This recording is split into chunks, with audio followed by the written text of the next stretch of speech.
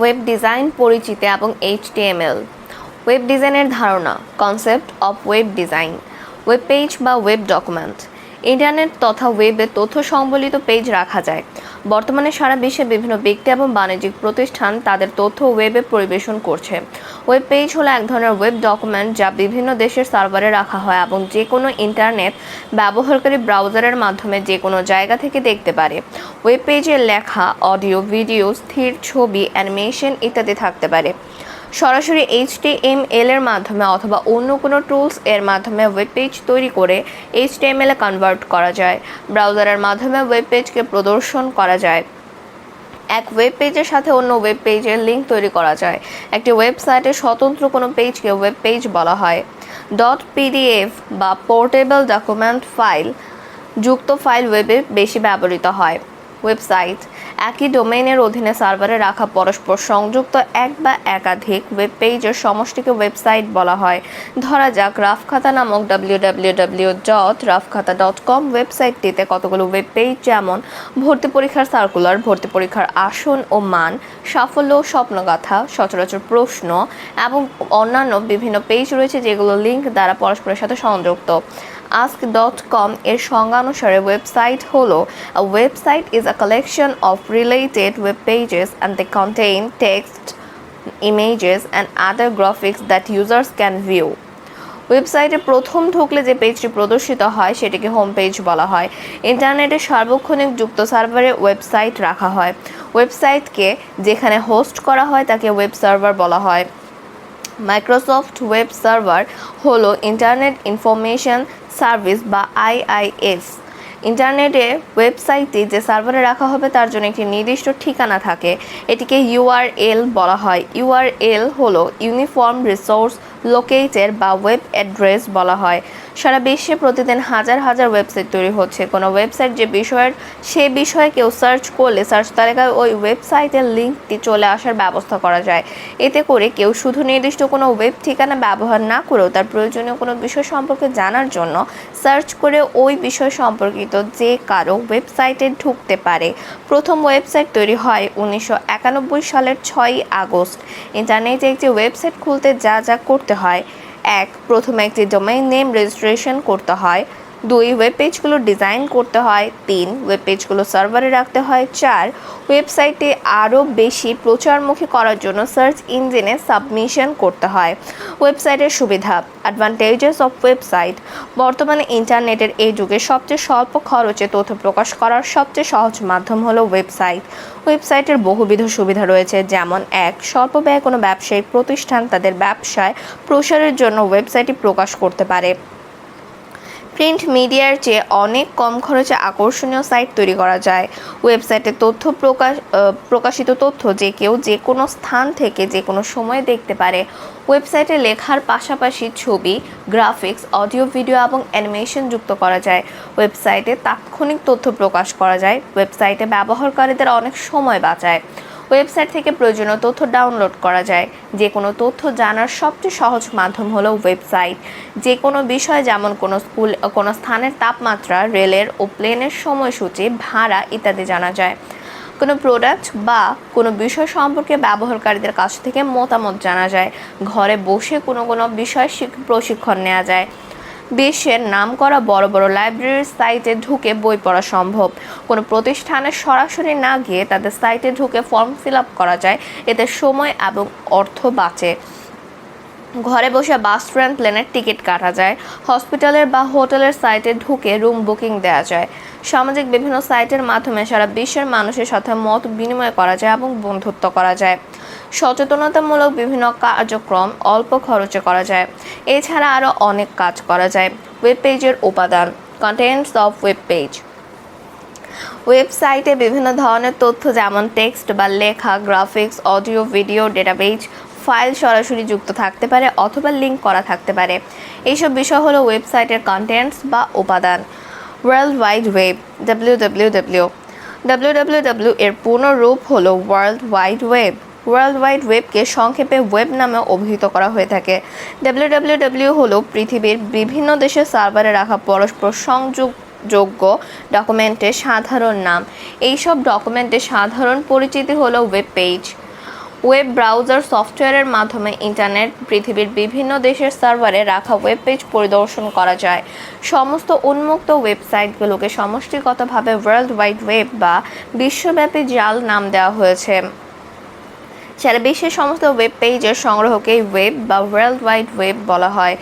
Hypertext সিস্টেমগুলোর ধারণাকে কাজে লাগিয়ে ইংরেজি পদার্থবিদ স্যার টিম বার্নার্স-লি 1989 সালের মার্চে একটি প্রস্তাব লিখেন, যা পরবর্তীতে ওয়ার্ল্ড ওয়াইড ওয়েব এর রূপ লাভ করে। IP address. ইন্টারনেটে যুক্ত প্রতিটি কম্পিউটারের একটি ঠিকানা থাকে। এই ঠিকানাকে আইপি অ্যাড্রেস বলা হয়। আইপি অ্যাড্রেসের পূর্ণ রূপ হলো ইন্টারনেট প্রোটোকল অ্যাড্রেস। প্রতিটি আইপি অ্যাড্রেস ইউনিক হয় এবং আইপি অ্যাড্রেস দিয়েই এক সার্ভার আরেক সার্ভারে ডাটা ট্রান্সফার করে। IANA internet assigned numbers authority সংস্থাটি আইপি অ্যাড্রেস ব্যবস্থাপনা করে থাকে। ইন্টারনেট প্রোটোকল ভার্সন 4 এ একটি আইপি অ্যাড্রেস গড়ে ওঠে 32 বিট ব্যবহার করে। এই বিটগুলোর প্রতিটি 8টিকে নিয়ে গড়ে ওঠে একটি করে অক্টেট। সুতরাং IPv4 এর আইপি অ্যাড্রেসে থাকছে 4টি অক্টেট বা 32 বিটস। প্রতিটি অক্টেট ডট দ্বারা পৃথক থাকে। প্রথম দুটি অক্টেট নেটওয়ার্ক আইডি ও পরের দুটি অক্টেট হোস্ট আইডি প্রকাশ করে। একটি আইপি অ্যাড্রেস 3 ভাবে প্রকাশ করা যেতে পারে, যেমন dotted decimal 203.91.139.2, binary 11001111.10001011.10, hexadecimal CB.5B.8B.2। এইভাবে আইপি অ্যাড্রেসের জন্য সংখ্যা মনে রাখা কষ্টকর, তাই মনে রাখার জন্য ডোমেইন নেম ব্যবহার করা হয়। আইপি অ্যাড্রেসকে শহরের কোনো বাড়ির ঠিকানার সাথে তুলনা করা চলে। যেমন কোনো এলাকার রাস্তার নাম্বার এবং বাড়ির নাম্বার থাকে। একটি রাস্তায় যত বাড়ি থাকে তাদের মধ্যে কোনো দুইটি বাড়ির নাম্বার কখনো এক হতে পারে না। ঠিক তেমনি নেটওয়ার্কে যুক্ত কোনো দুটো কম্পিউটারের আইপি অ্যাড্রেস কখনো এক হতে পারে না। বাড়ির ঠিকানায় যেমন রাস্তার নাম্বার এবং বাড়ির নাম্বার থাকে, আইপি অ্যাড্রেসেও দুইটি অংশ নেটওয়ার্ক অ্যাড্রেস এবং হোস্ট অ্যাড্রেস থাকে। ইন্টারনেট প্রোটোকল অ্যাড্রেসের 4র্থ নাম্বার সংস্করণ IPv4 এ কিছু সীমাবদ্ধতা রয়েছে। IPv4 এ কেবলমাত্র 4.3 বিলিয়ন বা 430 কোটি ওয়েব ঠিকানা বরাদ্দ করা সম্ভব। IPv4 সিস্টেম যখন বানানো হয়েছিল তখন হয়তো এটা ধারণা করা হয়নি যে বিশ্বে ইন্টারনেট ব্যবহারকারী এতটা বেড়ে যাবে বা এক ব্যক্তির কাছে 3-4টা নেটওয়ার্ক ডিভাইস থাকবে। আজকের দিনে IPv4 অ্যাড্রেস লিমিট 4 বিলিয়ন, যা একসময় শেষ হয়ে গিয়েছে। এই জন্য IPv6 নামক 128 বিট এবং এর একটি অ্যাড্রেসিং সিস্টেম সংস্করণ করা হয়েছে। নতুন এই ব্যবস্থায় 340 ট্রিলিয়ন ওয়েব ঠিকানা বরাদ্দ দেওয়া সম্ভব। প্রত্যেকটি মানুষের কাছে যদি কয়েক লাখ ডিভাইসও থাকে, তবুও এই ইউনিক অ্যাড্রেস ব্যবহার করে শেষ করা সম্ভব হবে না। বর্তমানে IPv4 এর স্থানে IPv6 প্রতিস্থাপিত হয়েছে। আইপি অ্যাড্রেস মূলত দুটি কাজ করে থাকে, যথা এক, হোস্ট বা নেটওয়ার্ক ইন্টারফেস খুঁজে বের করে যাতে ব্যবহারকারী অন্য সার্ভারের সাথে কানেক্ট হতে পারে। 2, নেটওয়ার্ক ব্যবহারকারীর অবস্থান চিহ্নিত করতে পারে। ওয়েব সংক্রান্ত গুরুত্বপূর্ণ কয়েকটি বিষয়। সার্ভার হলো কেন্দ্রীয়ভাবে নিয়ন্ত্রিত অপেক্ষাকৃত বেশি শক্তিশালী কম্পিউটার, যেখানে বিভিন্ন ওয়েব পেজ, ডেটা এবং সার্ভার সফটওয়্যার সংরক্ষিত থাকে এবং নেটওয়ার্কের মাধ্যমে যে অন্যান্য কম্পিউটার, যাকে ক্লায়েন্ট বা ওয়ার্কস্টেশন বলা হয়, ডেটা সার্ভিস দিয়ে থাকে। সার্বক্ষণিক ইন্টারনেটের সাথে সংযুক্ত এবং অন্য অবস্থায় সার্ভার ব্যাক এন্ড হিসেবে কাজ করে থাকে। ক্লায়েন্ট, যে সকল কম্পিউটার সার্ভারের সংরক্ষিত ডেটা ব্যবহার করে তাকে ক্লায়েন্ট বলা হয়। এটি ফ্রন্ট এন্ড হিসেবে কাজ করে থাকে। এটি কিবোর্ড, মনিটর, মাউস ইত্যাদির মাধ্যমে এন্ড ইউজারের সাথে সরাসরি কাজ করে। ওয়েব সার্ভার, ইন্টারনেটের সাথে সংযুক্ত যে সার্ভারে ওয়েব পেজ বা ওয়েবসাইটটি সংরক্ষিত থাকে তাকে ওয়েব সার্ভার বলা হয়। ব্রাউজার প্রোগ্রামের সাহায্যে ওয়েব সার্ভার থেকে ওয়েব পেজ বা ওয়েবসাইটটি পর্দায় প্রদর্শিত হয়। ওয়েব সার্ভার HTTP প্রোটোকল ব্যবহার করে গ্রাহকের ওয়েব পেজ সরবরাহ করে। ওয়েব পোর্টাল হচ্ছে এমন একটি বিশেষ ওয়েব পেজ যেখানে অনেক উৎস থেকে সংগৃহীত গুরুত্বপূর্ণ তথ্য এবং লিঙ্ক সাজানো থাকে। একটি ওয়েব পোর্টাল সাধারণত সরকারি সেবার তথ্য, স্থানীয় আঞ্চলিক স্টক রিপোর্ট, জাতীয় খবর এবং ইমেল সেবা প্রদান করে থাকে। বাংলাদেশের সরকারি একটি ওয়েব পোর্টাল হলো http www.bangladesh.gov.bd। Internet protocol computer থেকে কম্পিউটার যোগাযোগের নির্দিষ্ট নিয়ম নীতিকে প্রোটোকল বলা হয়। কম্পিউটার থেকে কম্পিউটারে কী আদান প্রদান হবে, কখন আদান প্রদান হবে, কেমন করে আদান প্রদান হবে ইত্যাদি একটি প্রোটোকল নির্ধারণ করে। বিভিন্ন প্রতিষ্ঠানে বিভিন্ন ধরনের প্রোটোকল তৈরি করেছে, যেমন FTP file transfer protocol, NetBEUI, AppleTalk, SMTP simple mail transfer protocol, VoIP voice over internet protocol, TCP বা আইপি ইত্যাদি। এদের মধ্যে ইন্টারনেটে ব্যবহৃত প্রোটোকল হচ্ছে টিসিপি বা IP. HTTP hypertext transfer protocol এর সংক্ষিপ্ত নাম হলো এইচটিটিপি। এটি হলো একটি অ্যাপ্লিকেশন লেভেল প্রোটোকল নিয়ম নীতি যা ওয়েব সার্ভার এবং ক্লায়েন্ট কম্পিউটারের মধ্যে ডেটা আদান প্রদান করে থাকে। এইচটিটিপি এর কাজ সার্ভারের সাথে ব্রাউজার বা ক্লায়েন্টের যোগাযোগ করে। ব্রাউজারের যে কোনো অনুরোধে সার্ভার পৌঁছে দেয়। সার্ভার থেকে প্রয়োজনীয় তথ্য ইমেজ ব্রাউজারে নিয়ে আসে। এফটিপির পূর্ণ নাম হলো ফাইল ট্রান্সফার প্রোটোকল। এটি একটি টিসিপি/আইপি প্রোটোকল যা দুটো কম্পিউটার সিস্টেমের মধ্যে ডেটা স্থানান্তরের সুযোগ করে দেয়। ইন্টারনেট বা নেটওয়ার্কের মাধ্যমে এফটিপি এর সাহায্যে এক ধরনের কম্পিউটার অন্য আরেক ধরনের কম্পিউটারের সাথে যোগাযোগ করতে পারে। আপলোড নিজের কম্পিউটার হতে কোনো ফাইল অন্যের কম্পিউটারে বা সার্ভারে প্রেরণ করকে আপলোড বলা হয়। ডাউনলোড প্রয়োজনে অন্যের কম্পিউটার বা সার্ভার হতে ফাইল নিজের কম্পিউটার নিয়ে আসাকে ডাউনলোড বলা হয়। ই কমার্স ওয়েবসাইট যে সকল ওয়েবসাইটে পণ্য ক্রয় বিক্রয় এবং মূল্য পরিশোধ করার ব্যবস্থা থাকে তাদের ই কমার্স ওয়েবসাইট বলে, যেমন amazon.com, alibaba.com ইত্যাদি। ব্লগ ওয়েবসাইট যখন কোনো ব্যক্তি কোনো নির্দিষ্ট এক বা একাধিক বিষয়ের উপর লেখা প্রকাশের উদ্দেশ্যে একটি ওয়েবসাইট তৈরি করে তখন ওই ওয়েবসাইটকে সাধারণত ব্লগিং সাইট বা ব্লগ ওয়েবসাইট বলা হয়। নিউজ পোর্টাল চলমান সংবাদ বিশ্বের যে কোনো প্রান্তে প্রচার করার জন্য তৈরি ওয়েবসাইটকে নিউজ পোর্টাল বলা হয়, যেমন bbc.com, প্রথমআলো.com ইত্যাদি। ডিএনএস সার্ভার এর পূর্ণরূপ হলো domain name system server. Domain name system server domain name বা ওয়েব অ্যাড্রেসকে আইপি অ্যাড্রেসে রূপান্তর করে। এসইও এর পূর্ণরূপ হলো search engine optimisation.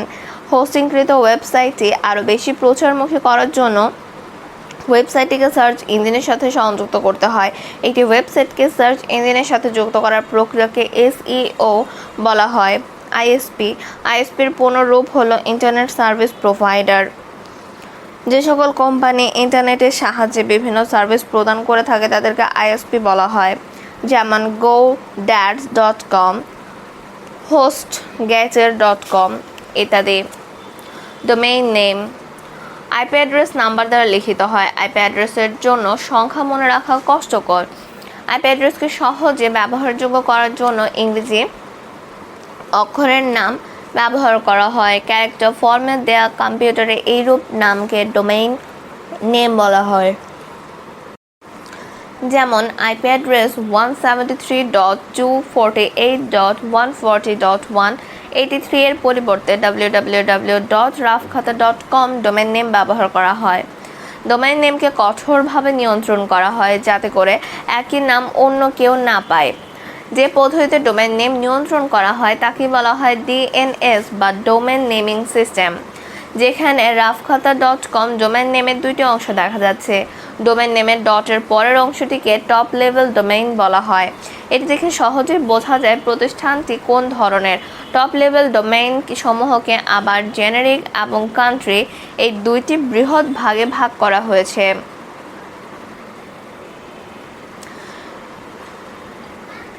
Top level ডোমেইনের প্রকৃতি এবং উদাহরণ।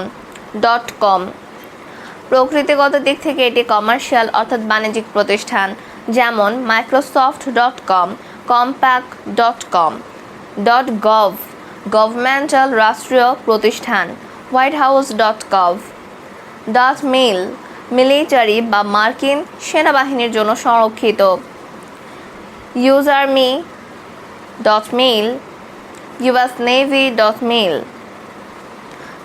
.edu এডুকেশনাল বা শিক্ষা প্রতিষ্ঠান umn.edu du.edu buet.edu .net network service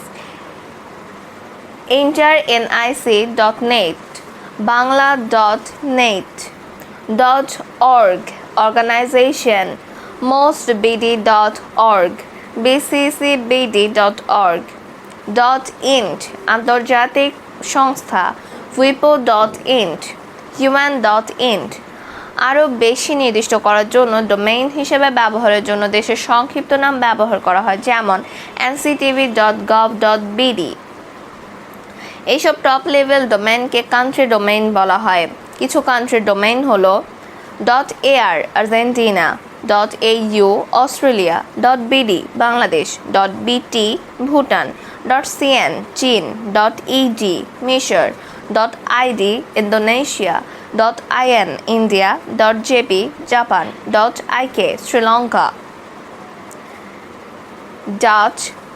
.my Malaysia, .ni Netherland,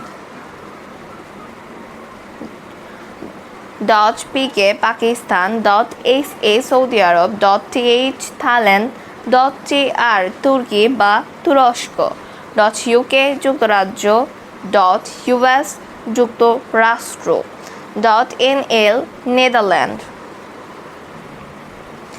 URL কোনো ওয়েব পেজকে প্রদর্শন করতে ওয়েব ব্রাউজারে এর ঠিকানা নির্দিষ্ট করে দিতে হয়।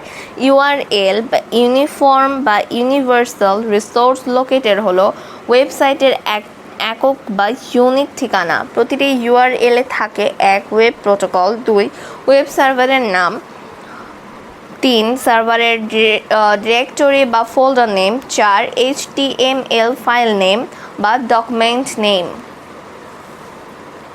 Web protocol HTTP hypertext transfer protocol হলো তথ্য বিনিময় বা যোগাযোগের নিয়ম যা ওয়েব ব্রাউজারকে ওয়েব সার্ভারের সাথে যোগাযোগ করার অনুমতি দেয়।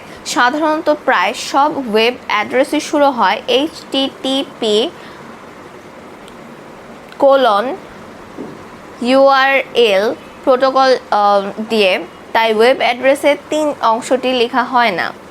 www অংশ দিয়ে শুরু করা হয়। URL প্রোটোকল অংশকে ওয়েব অ্যাড্রেসের অংশগুলোর থেকে আলাদা করতে ব্যবহৃত হয় স্ল্যাশ বা ডাবল স্ল্যাশ সার্ভারের সাথে যোগাযোগের বিষয়টিকে নির্দেশ করে। ওয়েব সার্ভার সুনির্দিষ্ট একটি কম্পিউটার যেটিতে এই ওয়েবসাইটটি আছে। ওয়ার্ল্ড ওয়াইড ওয়েব এর সংক্ষিপ্ত রূপ হলো www। এখানে রাফ খাতা হলো প্রতিষ্ঠানটির নাম এবং কম হলো টপ ডোমেইন, যেটিতে বোঝানো হবে এটি একটি বাণিজ্যিক প্রতিষ্ঠান। সার্ভারের ডিরেক্টরি বা ফোল্ডার নেম সার্ভারের মধ্যে ওয়েব পেজগুলো যে ডিরেক্টরিতে আছে ওয়েব ব্রাউজারের ডিরেক্টরি থেকে কাঙ্ক্ষিত ফাইল খুলে প্রদর্শন করে। HTML ফাইল হলো কোনো নির্দিষ্ট পেজ। .html হলো ফাইলটির এক্সটেনশন। ব্রাউজারকে নির্দিষ্ট করে যে ফাইলটি তা হলো HTML hypertext markup language. IP address এবং URL এর মধ্যে পার্থক্য। আইপি অ্যাড্রেসের পূর্ণরূপ হলো ইন্টারনেট প্রোটোকল অ্যাড্রেস। URL এর পূর্ণরূপ হলো uniform resource location. IP address একটি নির্দিষ্ট লোকেশনের ঠিকানা। URL এ একটি নির্দিষ্ট রিসোর্সের সমন্বিত রূপ। DNS সার্ভারের প্রয়োজন হয় না আইপি অ্যাড্রেসে, DNS সার্ভারের প্রয়োজন রয়েছে URL এতে। আইপি অ্যাড্রেস একটি নির্দিষ্ট সংখ্যায় সীমিত থাকে। URL কোনো নির্দিষ্ট সংখ্যায় সীমিত নয়। আইপি অ্যাড্রেস সীমিত বা লিমিটেড, URL সীমিত নয় বা আনলিমিটেড। আইপি অ্যাড্রেসের উদাহরণ 123.45.225.1। URL এর উদাহরণ http://www.gmu.edu/department/ict/sp.html। আইপি অ্যাড্রেস এবং ডোমেন নেম এর পার্থক্য। আইপি অ্যাড্রেস ইন্টারনেট যুক্ত প্রতিটি কম্পিউটারের একটি ঠিকানা থাকে, এই ঠিকানাকে আইপি অ্যাড্রেস বলা হয়। আইপি অ্যাড্রেসের পূর্ণরূপ হচ্ছে ইন্টারনেট প্রোটোকল অ্যাড্রেস। আইপি অ্যাড্রেসকে সহজভাবে ব্যবহারযোগ্য করার জন্য ইংরেজি অক্ষরের কোনো নাম ব্যবহার করা হয়। ক্যারেক্টার ফর্মে দেওয়া কম্পিউটারের এইরূপ নামকে ডোমেইন নেম বলা হয়। আইপি অ্যাড্রেস নাম্বার দ্বারা লিখিত হয়। ডোমেইন নেম ইংরেজি অক্ষর দিয়ে লিখিত হয়। আইপি অ্যাড্রেস মনে রাখা কঠিন, ডোমেইন নেম মনে রাখা সহজ। IANA কর্তৃক আইপি অ্যাড্রেস নিয়ন্ত্রিত হয়। ICANN কর্তৃক ডোমেইন নেম নিয়ন্ত্রিত হয়। কম্পিউটার বান্ধব বা কম্পিউটার ফ্রেন্ডলি হলো আইপি অ্যাড্রেস। মানুষ বান্ধব বা পিপল ফ্রেন্ডলি হলো ডোমেইন নেম। ডেটা স্থানান্তরের জন্য ব্যবহৃত হয় আইপি অ্যাড্রেস। ডেটা সংরক্ষণের জন্য ব্যবহৃত হয় ডোমেইন নেম। ইন্টারনেট অবস্থান বা পয়েন্টকে শনাক্ত করে আইপি অ্যাড্রেস। আইপি অ্যাড্রেসকে শনাক্ত করে ডোমেইন নেম। ব্রাউজার সরাসরি বুঝতে পারে আইপি অ্যাড্রেস। ব্রাউজার সরাসরি বুঝতে পারে না, আইপি অ্যাড্রেসে কনভার্ট করে নেয় ডোমেইন নেম।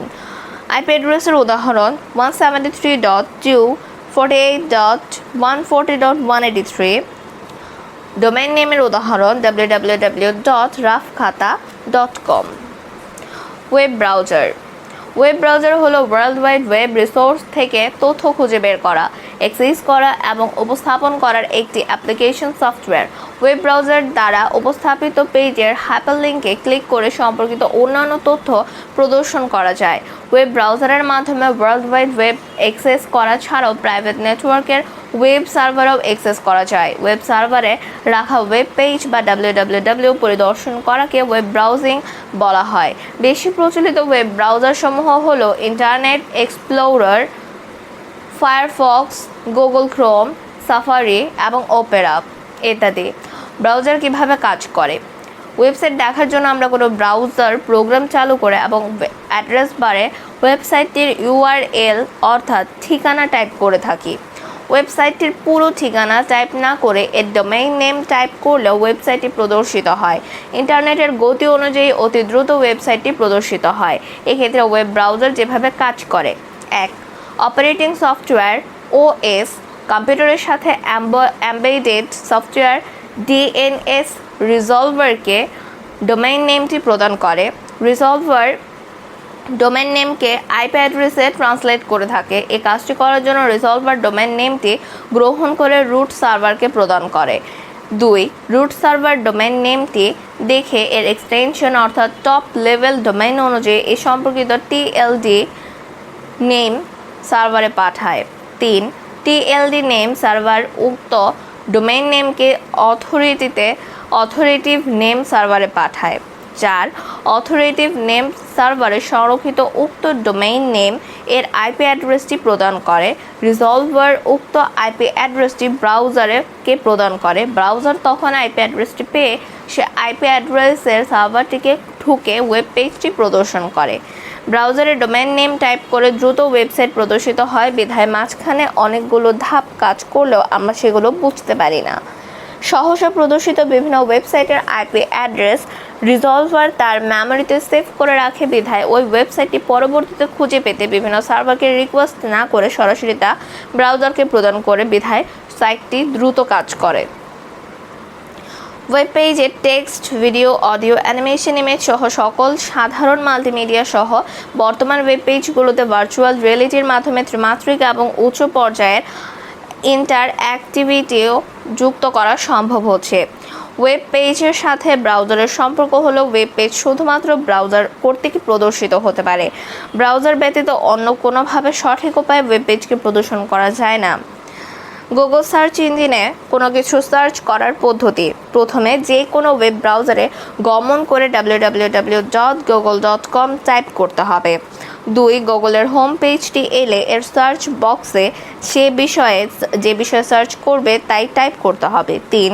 অতঃপর এন্টার কিতে চাপলে বা সার্চ বাটনে ক্লিক করলে সার্চ কিওয়ার্ড ওয়েবসাইটটিতে গুরুত্ব এবং জনপ্রিয়তা অনুসারে সার্চ রেজাল্টের তালিকা প্রদর্শিত হবে। সাধারণত পরিচিত কিওয়ার্ডগুলোর জন্য গুগল মোট 10টি পেজে সার্চ লিঙ্কগুলো প্রদর্শিত করে থাকে। 4. বর্তমানে বাংলায় সার্চ করলেও প্রচুর তথ্য আহরণ করা যায়। বাংলায় সার্চ করার জন্য ইউনিকোডে টাইপ করে সার্চ করতে হয়। পাঠ, গুগলের ছবি, ভিডিও, ম্যাপ প্রভৃতি পৃথকভাবে সার্চের জন্য আলাদা আলাদা লিঙ্ক পাওয়া যাবে। সার্চ ইঞ্জিন ইন্টারনেটের অজস্র ওয়েব সার্ভার থেকে সহজে যে কোনো তথ্য খুঁজে বের করার টুলকে সার্চ ইঞ্জিন বলা হয়। বহুলভাবে ব্যবহৃত হচ্ছে এমন জনপ্রিয় সার্চ ইঞ্জিনগুলো হলো গুগল, ইয়াহু, আলটা ভিস্তা ইত্যাদি। বিশ্ববিখ্যাত সার্চ ইঞ্জিন গুগলের জনক হলেন ল্যারি পেজ এবং সের্গেই ব্রিন। এককালে জনপ্রিয় সার্চ ইঞ্জিন ইয়াহু-এর জনক ছিলেন জেরি ইয়াং এবং ডেভিড ফ্যালো। পিপিলিকা হলো বাংলাদেশে তৈরিকৃত প্রথম সার্চ ইঞ্জিন। সার্চ ইঞ্জিন কিভাবে কাজ করে? সার্চ ইঞ্জিনগুলো বিভিন্ন অ্যালগরিদমের মাধ্যমে কাজ করে থাকে। রিয়েল টাইম তথ্য বজায় রাখতে সার্চ ইঞ্জিনগুলো মূলত 3টি পর্যায় বা ধাপকে অনুসরণ করে থাকে। এগুলো হলো 1. Web crawling, 2. ইন্ডেক্সিং এবং 3. রিট্রাইভাল বা সার্চিং। ওয়েব ক্রলিং সার্চ ইঞ্জিনে তথ্য খুঁজে পাওয়ার কাজটি করার জন্য সার্চ ইঞ্জিনগুলো বিশেষায়িত সফটওয়্যার রোবট তৈরি করে। এদেরকে বলা হয় স্পাইডার। পুরো ওয়েবে ঘুরে বেড়ানো আর সব কিছু লিপিবদ্ধ করাই হলো এদের কাজ। এই প্রক্রিয়াকে বলা হয় ওয়েব ক্রলিং। সার্চ ইঞ্জিনের ওয়েব ক্রলিংয়ের মাধ্যমে বিভিন্ন ওয়েবসাইটের তথ্য পেয়ে থাকে। ওয়েব স্পাইডারের মাধ্যমে ওয়েবসাইটের বিভিন্ন ফাইল এবং তথ্য পর্যবেক্ষণ করা হয়, যেটি একটি স্বয়ংক্রিয় বট। ইন্ডেক্সিং ক্রাউল করতে করতে প্রাপ্ত সমস্ত ধরনের ডেটাকে গ্রহণ করে সেগুলোকে বৃহদাকার ডেটাবেসে স্থাপনের প্রক্রিয়াটি হলো ইন্ডেক্সিং। প্রাপ্ত তথ্যসমূহ হতে একটি সর্বজনীন ডেটাবেস তৈরি করা হয় যা ওয়েব সার্চ ইঞ্জিনগুলোকে প্রয়োজনীয় তথ্য প্রদান করে থাকে। রিট্রাইভাল বা সার্চিং ব্যবহারকারী কোনো সার্চ ইঞ্জিনে প্রবেশ করে কোনো কিওয়ার্ড সার্চ করলে সার্চ ইঞ্জিন অতি দ্রুত সেই কিওয়ার্ড সম্পর্কিত ইন্ডেক্সকৃত ডেটা প্রসেস এবং সার্চ ইঞ্জিন রেজাল্ট পেজে ওয়েবসাইটের লিঙ্কগুলো প্রেরণ করে। ইন্ডেক্সিংয়ের সময় সার্চ ইঞ্জিন সার্চ ফলাফলের জন্য একই কিওয়ার্ড সম্পর্কিত সাইটগুলোর পৃথক তালিকা তৈরি করা থাকে।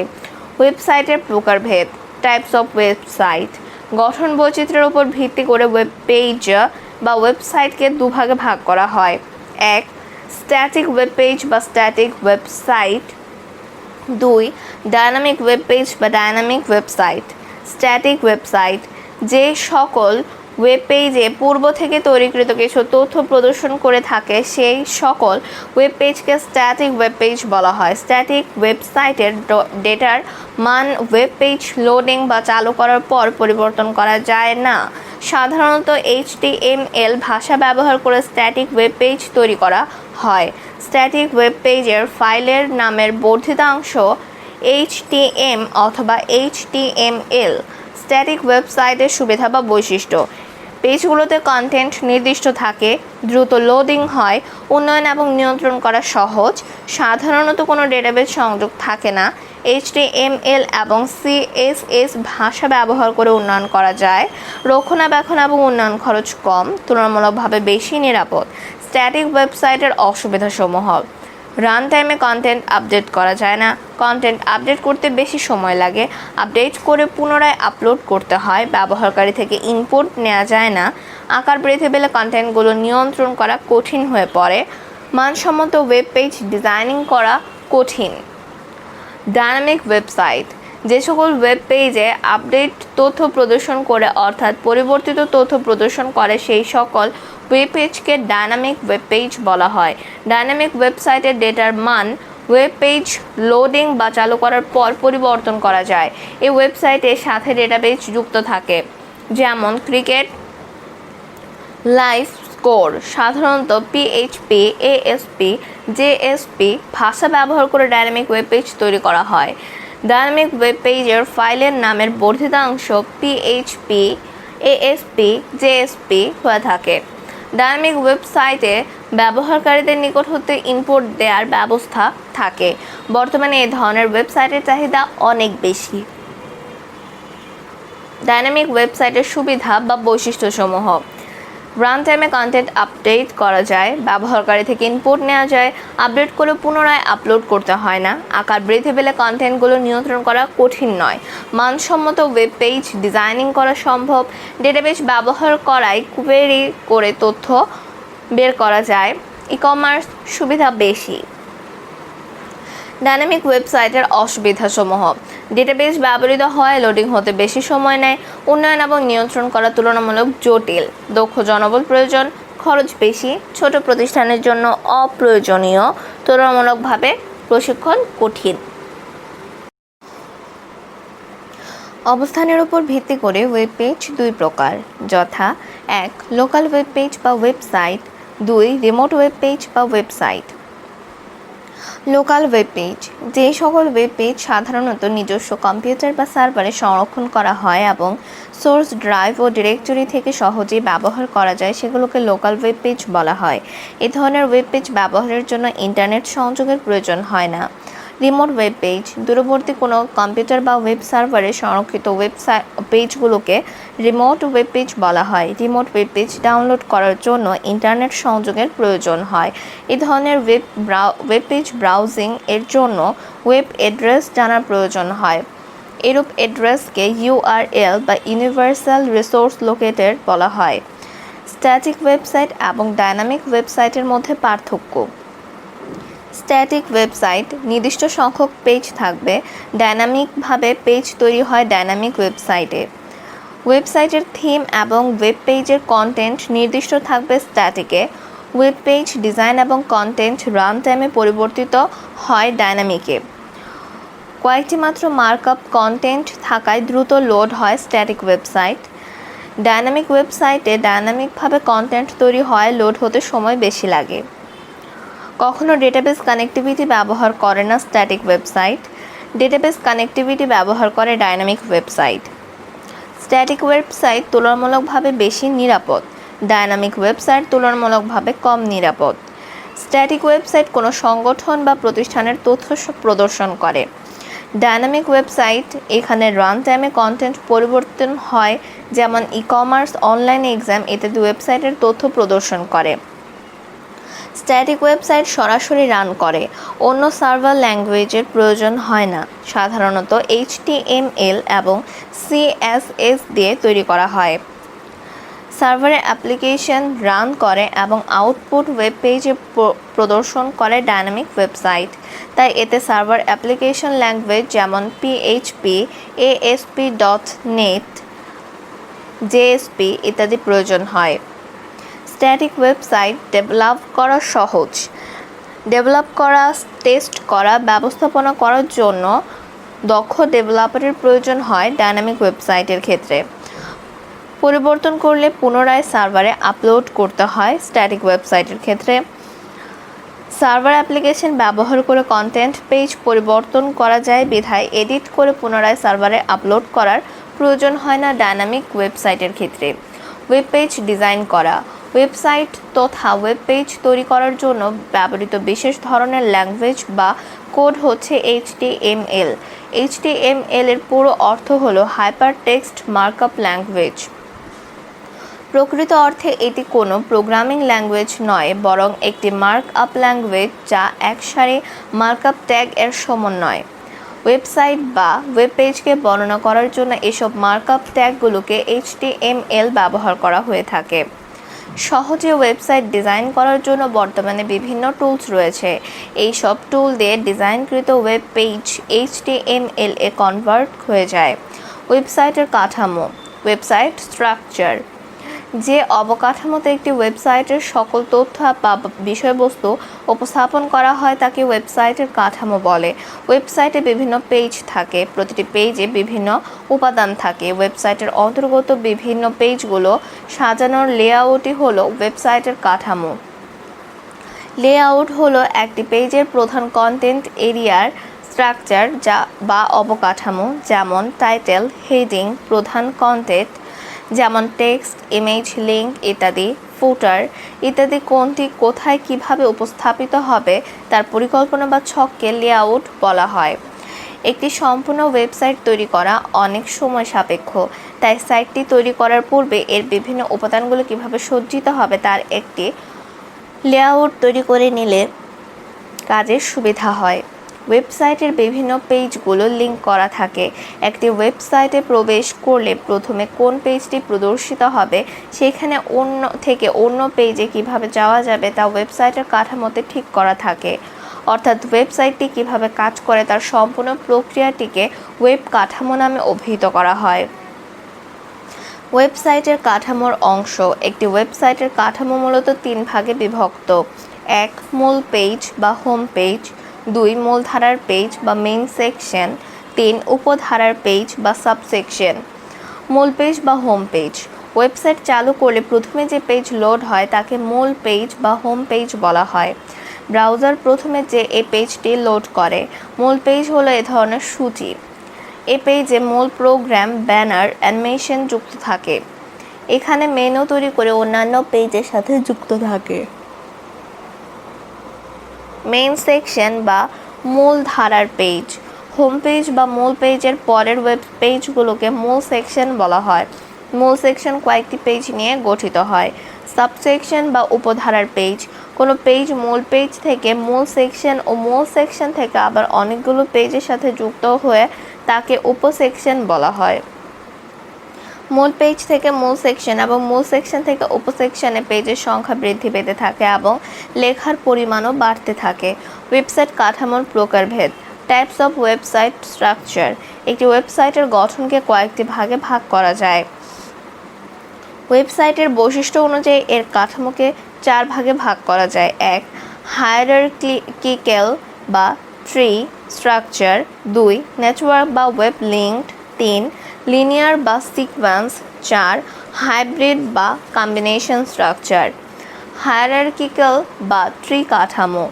যে ওয়েবসাইটের পেজগুলো শাখা প্রশাখায় সাজানো থাকে তাকে ট্রি বা হায়ারার্কিক্যাল কাঠামো বলা হয়। এ পদ্ধতিতে ওয়েবসাইটের বিভিন্ন শাখাগুলোকে আলাদাভাবে সংযুক্ত করা হয়ে থাকে। হোম পেজ, সাবমেনু এবং অন্যান্য পেজের লিঙ্ক ওয়েবসাইটের বিভিন্ন শাখাগুলোকে আলাদাভাবে সংযুক্ত করা হয়ে থাকে। হোম পেজ, সাবমেনু ও অন্যান্য পেজের লিঙ্ক থাকে। এতে করে ওয়েবসাইটের ভিজিটররা খুব সহজেই বুঝতে পারেন কোন অংশে তার প্রয়োজনীয় তথ্যগুলো রয়েছে।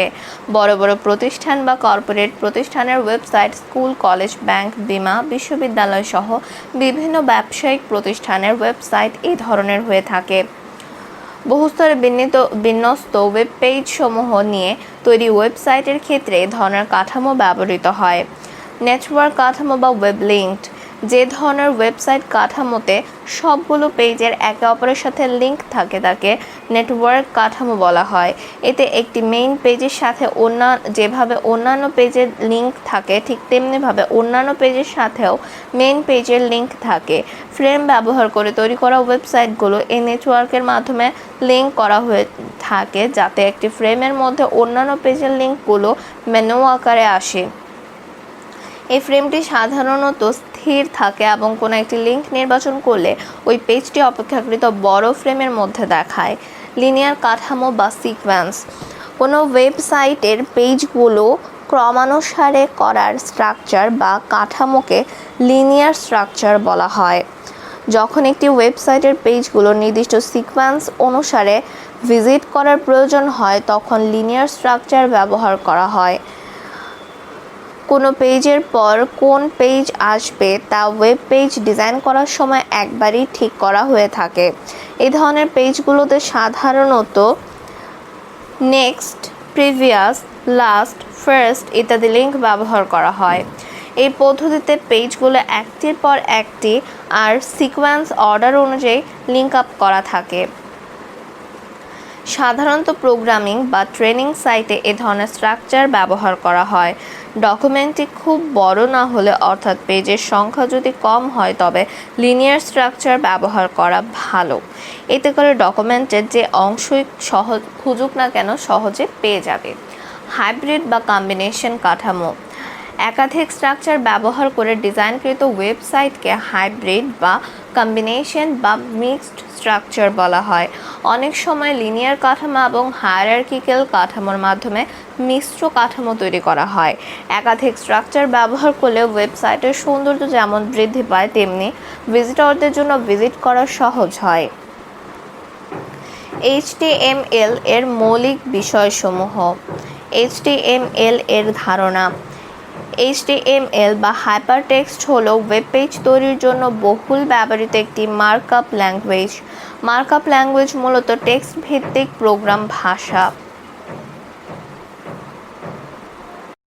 ওয়েব ডেভেলপার হতে হলে এই ল্যাঙ্গুয়েজটি সবার আগে ভালোভাবে শিখতে হয়। 1990 সালের দিকে টিম বার্নার্স-লি এ ভাষার প্রাথমিক রূপ প্রদান করে।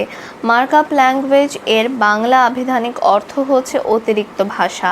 আমরা ওয়েব পেজে যে সকল বিষয়ের বস্তু দেখে থাকি এর চেয়ে অনেক বেশি বিষয় HTML এ থাকে, আর এই অতিরিক্ত লেখা বা ভাষাই হচ্ছে মার্কআপ ল্যাঙ্গুয়েজ। HTML ব্যবহার করে সহজেই ওয়েব পেজ ডিজাইন করা যায়। HTML ফাইলে লেখা বা টেক্সট এবং অডিও, ভিডিও, গ্রাফিক্স, অ্যানিমেশন ইত্যাদি লিঙ্ক করার সময় কাজ করা যায়। HTML কতগুলো মার্কআপ টেক্সটের সমষ্টি যা ওয়েব পেজে বিভিন্ন এলিমেন্ট কিভাবে প্রদর্শন করবে তা নির্দেশ করে। প্রথমে HTML তৈরির উদ্দেশ্য ছিল বৈজ্ঞানিক গবেষণাগারের তথ্য উপাত্ত দ্রুত পৃথিবীর বিভিন্ন স্থানে আদান প্রদানের ব্যবস্থা করা।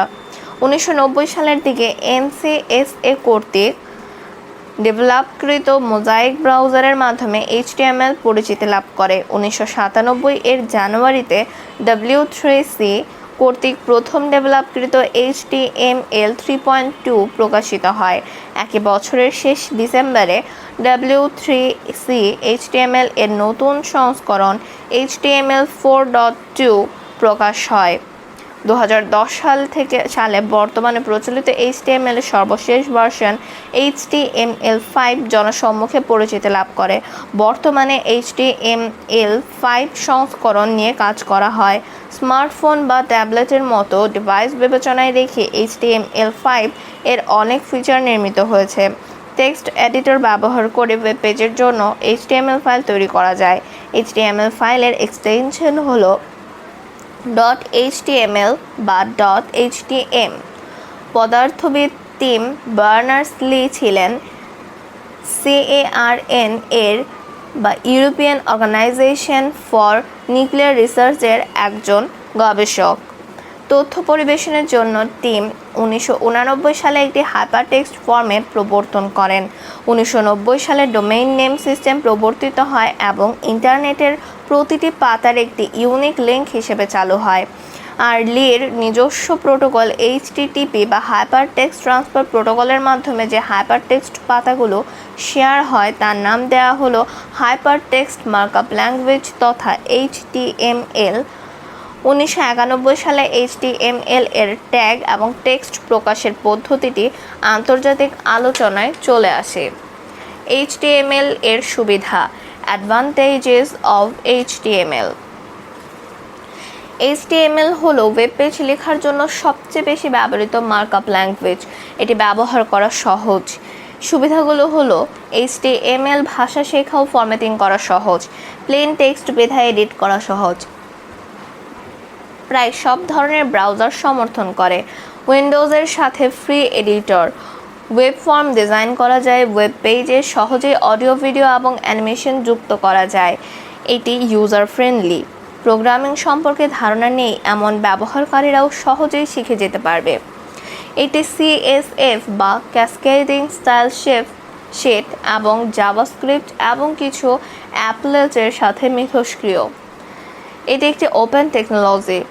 HTML এ তৈরি করা যায় যে কোনো সাইটকে সংরক্ষণাবেক্ষণ করা এবং আপডেট করা সহজ।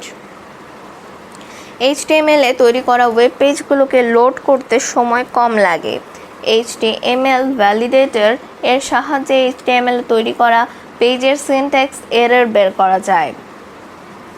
Search engine optimize friendly site তৈরি করা যায়। পেজের সাইজ যত কম হওয়াতে হোস্টিং স্পেস কম লাগে, তাই এটি সাশ্রয়ী। HTML এর অসুবিধা: একটি সাধারণ ওয়েব পেজ তৈরি করার জন্য অনেক কোড লিখতে হয়। শুধুমাত্র স্ট্যাটিক এবং প্লেন পেজ তৈরি করা যায়, ডায়নামিক পেজ তৈরিতে ব্যবহৃত হয় না। HTML এর নিরাপত্তা ব্যবস্থা খুবই দুর্বল, বড় কোডের লেখা পেজ চালানো জটিলতার সৃষ্টি করে। HTML ট্যাগ: HTML হলো একটি markup language, text based language যা ওয়েব পেজ লেখার জন্য ব্যবহৃত হয়। HTML ট্যাগস হলো HTML ডকুমেন্টের সাথে এমবেডেড কোডিং নির্দেশনাবলী বা instructions. Web browser HTML tag এর লেখা প্রদর্শন করে থাকে। ট্যাগ হলো কিওয়ার্ড যা জোড়া অ্যাঙ্গেল ব্র্যাকেটের মাধ্যমে লিখতে হয়। প্রথম অ্যাঙ্গেল ব্র্যাকেটকে ওপেনিং ট্যাগ এবং স্লেশ সহ শেষ অ্যাঙ্গেল ব্র্যাকেটকে ক্লোজিং ট্যাগ বলা হয়।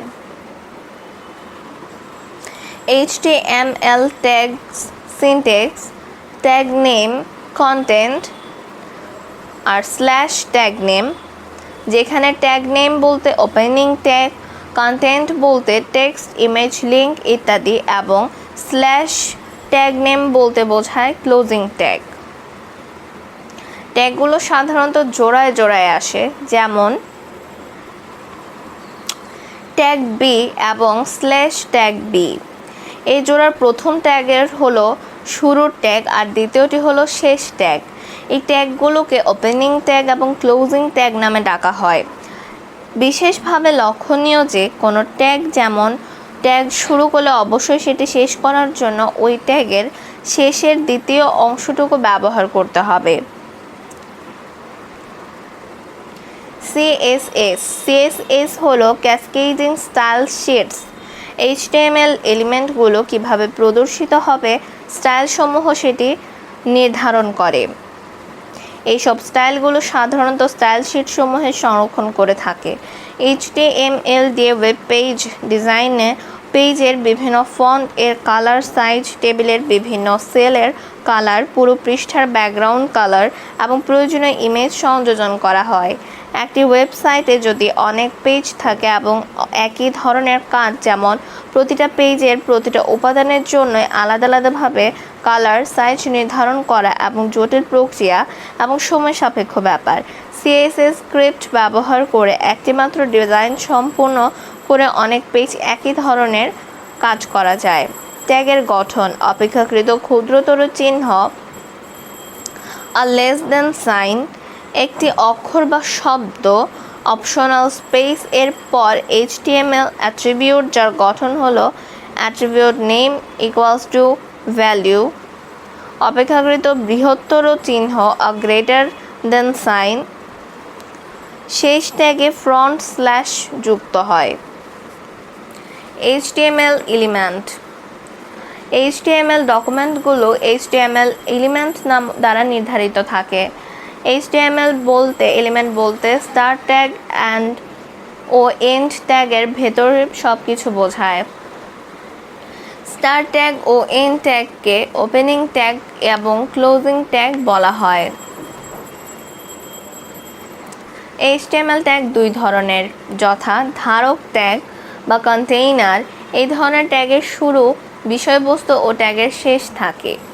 ফাঁকা ট্যাগ বা এমটি ট্যাগ: এই ধরনের ট্যাগের শুরু আছে কিন্তু ট্যাগের কোনো বিষয়বস্তু বা শেষ থাকে না, যেমন image tag, BR tag, HR tag ইত্যাদি। HTML element syntax: HTML element শুরু হয় ওপেনিং ট্যাগ দিয়ে আর শেষ হয় ক্লোজিং ট্যাগ দিয়ে। স্টার্ট ও এন্ড ট্যাগের মধ্যবর্তী সব কিছুই হলো element content.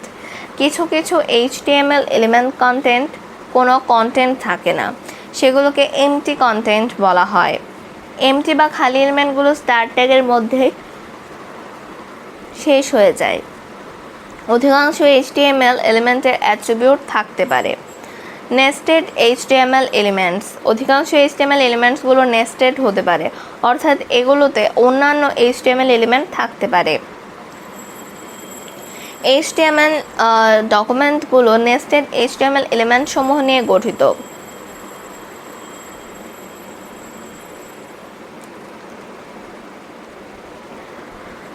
HTML টেক্সটগুলো case sensitive নয়।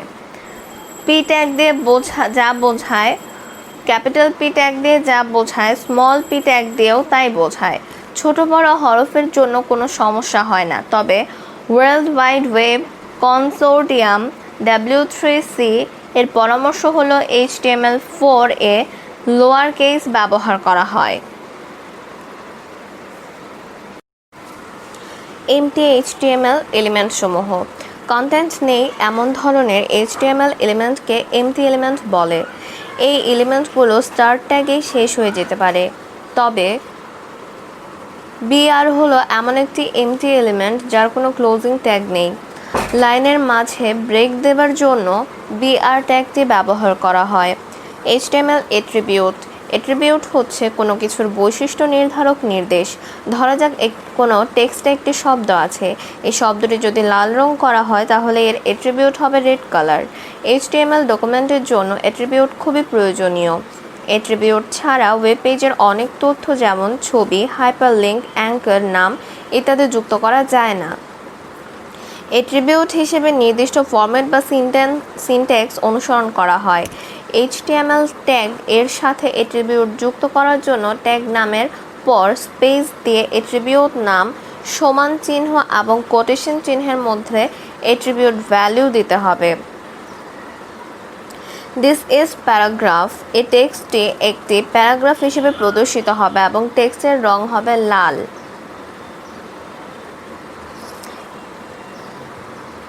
এর জন্য কোড লিখতে হবে tag P style equals to inverted কমার মধ্যে কালার ডট রেড।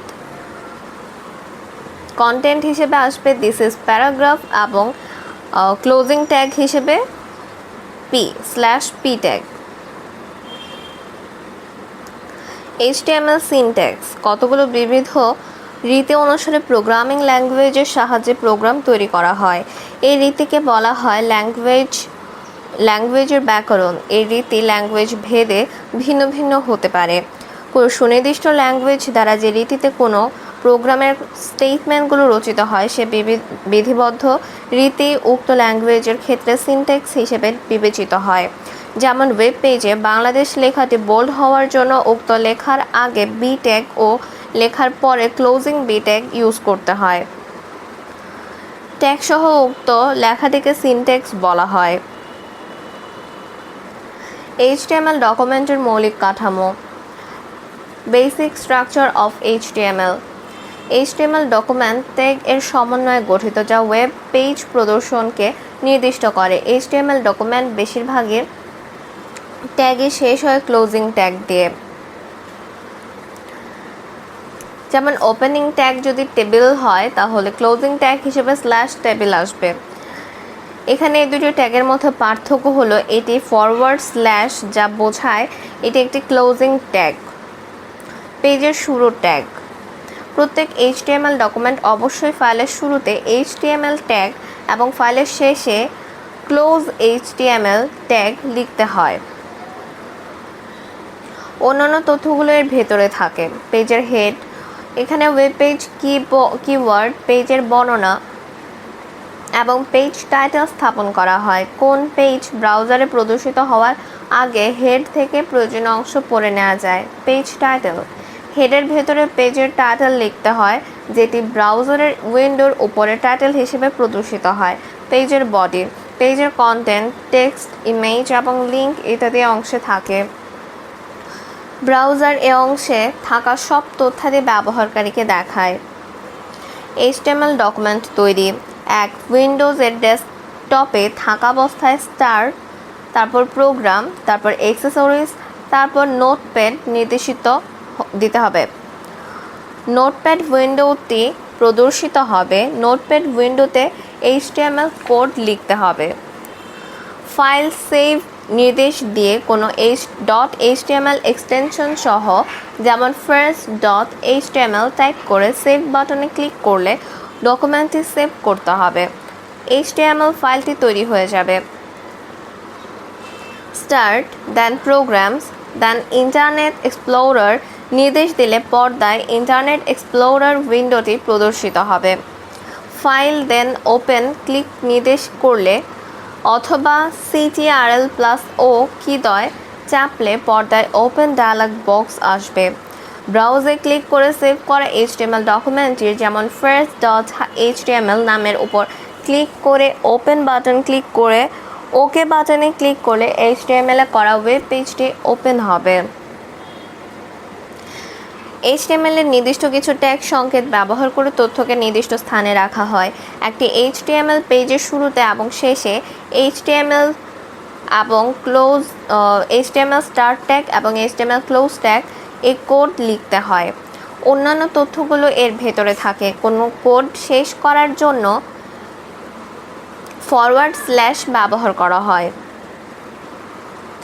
HTML পেজে একটি অংশ হেড ট্যাগ এবং অন্য অংশ বডি ট্যাগ হিসেবে বিবেচিত। কোনো পেজ ব্রাউজারে প্রদর্শিত হওয়ার আগে হেড ট্যাগ থেকে প্রয়োজনীয় অংশ পড়ে নেয় এবং এ অংশে থাকা সব তথ্যাদি ব্যবহারকারীকে দেখায়। HTML page layout. ওয়েবসাইটে বিভিন্ন উপাদান থাকে যেমন টাইটেল, হেডিং, প্রধান কন্টেন্ট যেমন টেক্সট, ইমেজ, লিঙ্ক ইত্যাদি, ফুটার ইত্যাদি কোনটি কোথায় কিভাবে স্থাপিত হবে তার পরিকল্পনা বা ছককে লেআউট বলে। লেআউট হলো এমন একটি পেজের প্রধান কন্টেন্ট এরিয়ার স্ট্রাকচার বা অবকাঠামো। সম্পূর্ণ ওয়েবসাইটে একটি ডিজাইন হতে পারে কিন্তু প্রত্যেকটি আলাদা পেজের লেআউট ভিন্ন হতে পারে। ওয়েবসাইটে বিভিন্ন পেজ থাকে। একটি সম্পূর্ণ ওয়েবসাইট তৈরি করা অনেক সময় সাপেক্ষ, তাই সাইট তৈরি করার পূর্বেই এর লেআউট তৈরি করে নিলে কাজের সুবিধা হয়। ক্লায়েন্টরা ওয়েব ডেভেলপারদের লেআউট বুঝিয়ে দিলে সেই অনুযায়ী সাইট ডিজাইন করা হয়। ওয়েব পেজকে বিভিন্ন ভাগে বিভক্ত করার পদ্ধতিই হলো HTML লেআউট। HTML এ দুভাবে লেআউট দেখানো যায়। একটি হচ্ছে টেবিল ট্যাগ ব্যবহার করে, অন্যটি হচ্ছে div ট্যাগ ব্যবহার করে। টেবিল ট্যাগ ব্যবহার করে HTML এর লেআউট তৈরি। টেবিল ট্যাগ ব্যবহার করে ওয়েব পেজকে কলাম এবং সারি ভিত্তিক বিভক্ত করা যায়। সারির TD ট্যাগের বিভিন্ন অ্যাট্রিবিউট ব্যবহার করে বিভক্ত অংশে আলাদা আলাদা ডিজাইন করা যায়। div ট্যাগ ব্যবহার করে HTML এর লেআউট তৈরি করা। div বা ডিভিশন ট্যাগের কাজ হলো একটি ওয়েব পেজের বিভিন্ন অংশকে ভাগ করা। এই ট্যাগের বিভিন্ন অ্যাট্রিবিউট ব্যবহার করে বিভক্ত অংশে আলাদা আলাদা ডিজাইন করা যায়। নিচের উদাহরণে div ট্যাগ বা div ট্যাগ ব্যবহার করে ওয়েব পেজের লেআউট তৈরি করা হয়।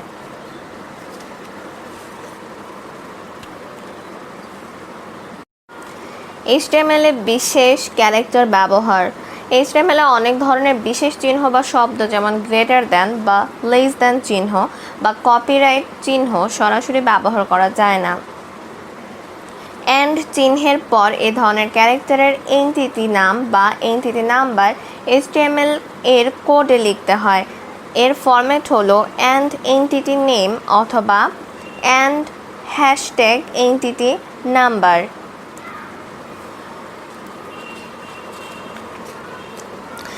HTML পেজে বাংলা ফন্ট ব্যবহার করা। সাধারণত HTML পেজে সরাসরি বাংলা ব্যবহার করা যায় না। ফন্ট ট্যাগে অ্যাট্রিবিউট ব্যবহার করে ওয়েব পেজে বাংলা লেখা যায়। ইউনিকোড ব্যবহার করে সরাসরি অথবা অন্য কোনো টেক্সট এডিটর যেমন MS ওয়ার্ডে লেখা বাংলা কপি করে ব্যবহার করা যায়। অন্য কোনো ওয়ার্ড প্রসেসিং প্রোগ্রামে করা লেখা কপি করার জন্য ফন্ট ফেজ ইকুয়ালস টু এরপর যে লেখা ফন্টের লেখাটি টাইপ করা হয়েছিল সেই ফন্টের নাম ইনভার্টেড কমার ভিতরে লিখে এই ট্যাগটি ব্যবহার করে কমান্ড দিয়ে ক্লোজিং ট্যাগ ব্যবহার করা হয়। MS ওয়ার্ডে টাইপ করা বাংলা লেখা ওয়েবসাইটে ব্যবহার করা। MS ওয়ার্ডে স্ট্যান্ডার্ড টুলবার থেকে সুতনি MG ফন্টটি সিলেক্ট করে ALT+CTRL+B এই কি ত্রয় একত্রে চেপে উচ্চ মাধ্যমিক কম্পিউটার শিক্ষা লেখাটি টাইপ করে লেখাটি ব্লক করে টুলবারের কপি টুলে ক্লিক করি অথবা CTRL+C এই কিদ্বয় চাপি। স্টার্ট দেন অল প্রোগ্রামস দেন অ্যাক্সেসরিজ দেন নোটপ্যাড নির্দেশ দিয়ে নোটপ্যাডটি অন করি। নোটপ্যাড উইন্ডোটি প্রদর্শিত হবে।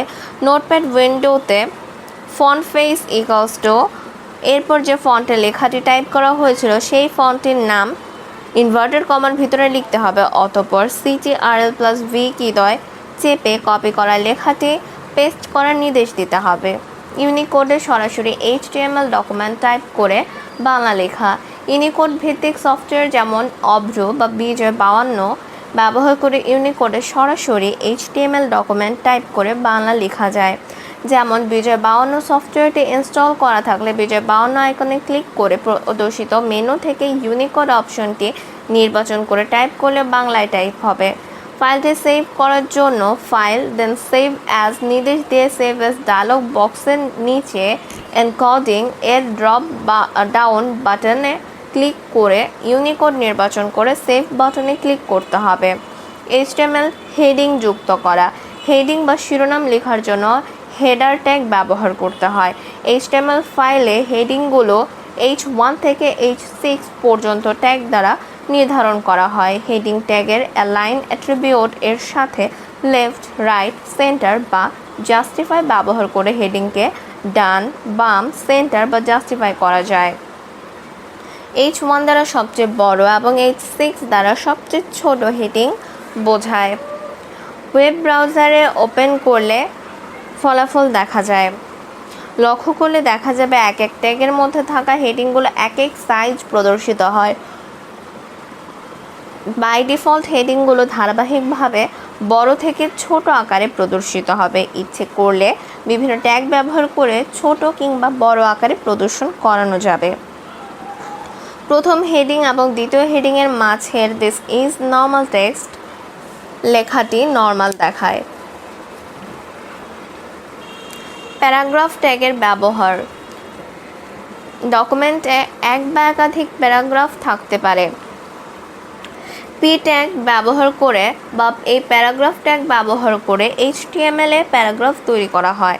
ব্রাউজারের মাধ্যমে প্রতিটা প্যারাগ্রাফ প্রদর্শন করা হলে প্রতিটা প্যারাগ্রাফের পর একটি করে লাইন ব্রেক করতে হয়। যদি কখনো প্যারাগ্রাফের মধ্যে লাইন ব্রেকের প্রয়োজন হয় তাহলে লাইনের শেষে BR ট্যাগটি ব্যবহার করতে হয়।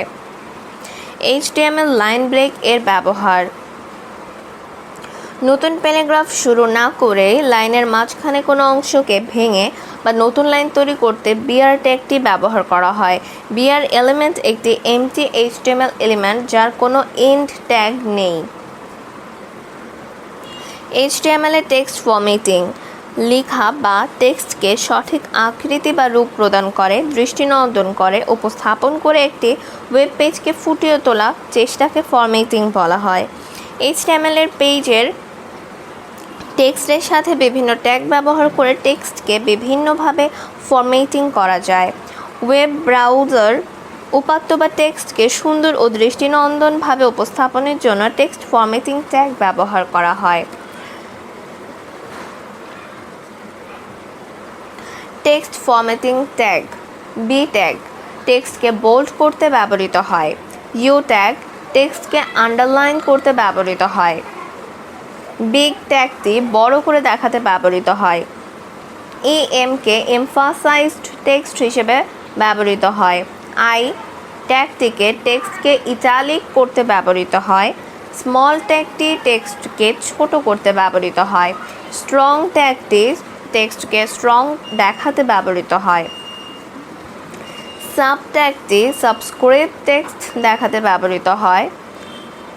সুপ ট্যাগটি সুপারস্ক্রিপ্ট টেক্সট দেখাতে ব্যবহৃত হয়। ইনস ট্যাগটি ইনসার্টকৃত টেক্সট নির্ধারণে ব্যবহৃত হয়। টেক্সটের নিচে আন্ডারলাইন প্রদর্শিত হয়। ডেল কোনো টেক্সটের মাঝখানে দাগ টেনে সিটি ডিলিট করা হয়েছে এমন বোঝাতে ব্যবহৃত হয়। নন ব্রেকিং স্পেস। HTML এর সবচেয়ে সাধারণ ক্যারেক্টার হলো এন্টিটি হলো নন ব্রেকিং স্পেস। স্বাভাবিকভাবে HTML টেক্সটের ভেতরের স্পেসগুলোকে সরিয়ে দেয়। যদি টেক্সটে 10টি স্পেস দেওয়া হয় তবে HTML তাদের মধ্যে 9টিকে ছেঁটে ফেলবে। তাই টেক্সটে প্রচুর স্পেস যোগ করতে NBSP ক্যারেক্টারের এন্টিটিটি ব্যবহার করা হয়।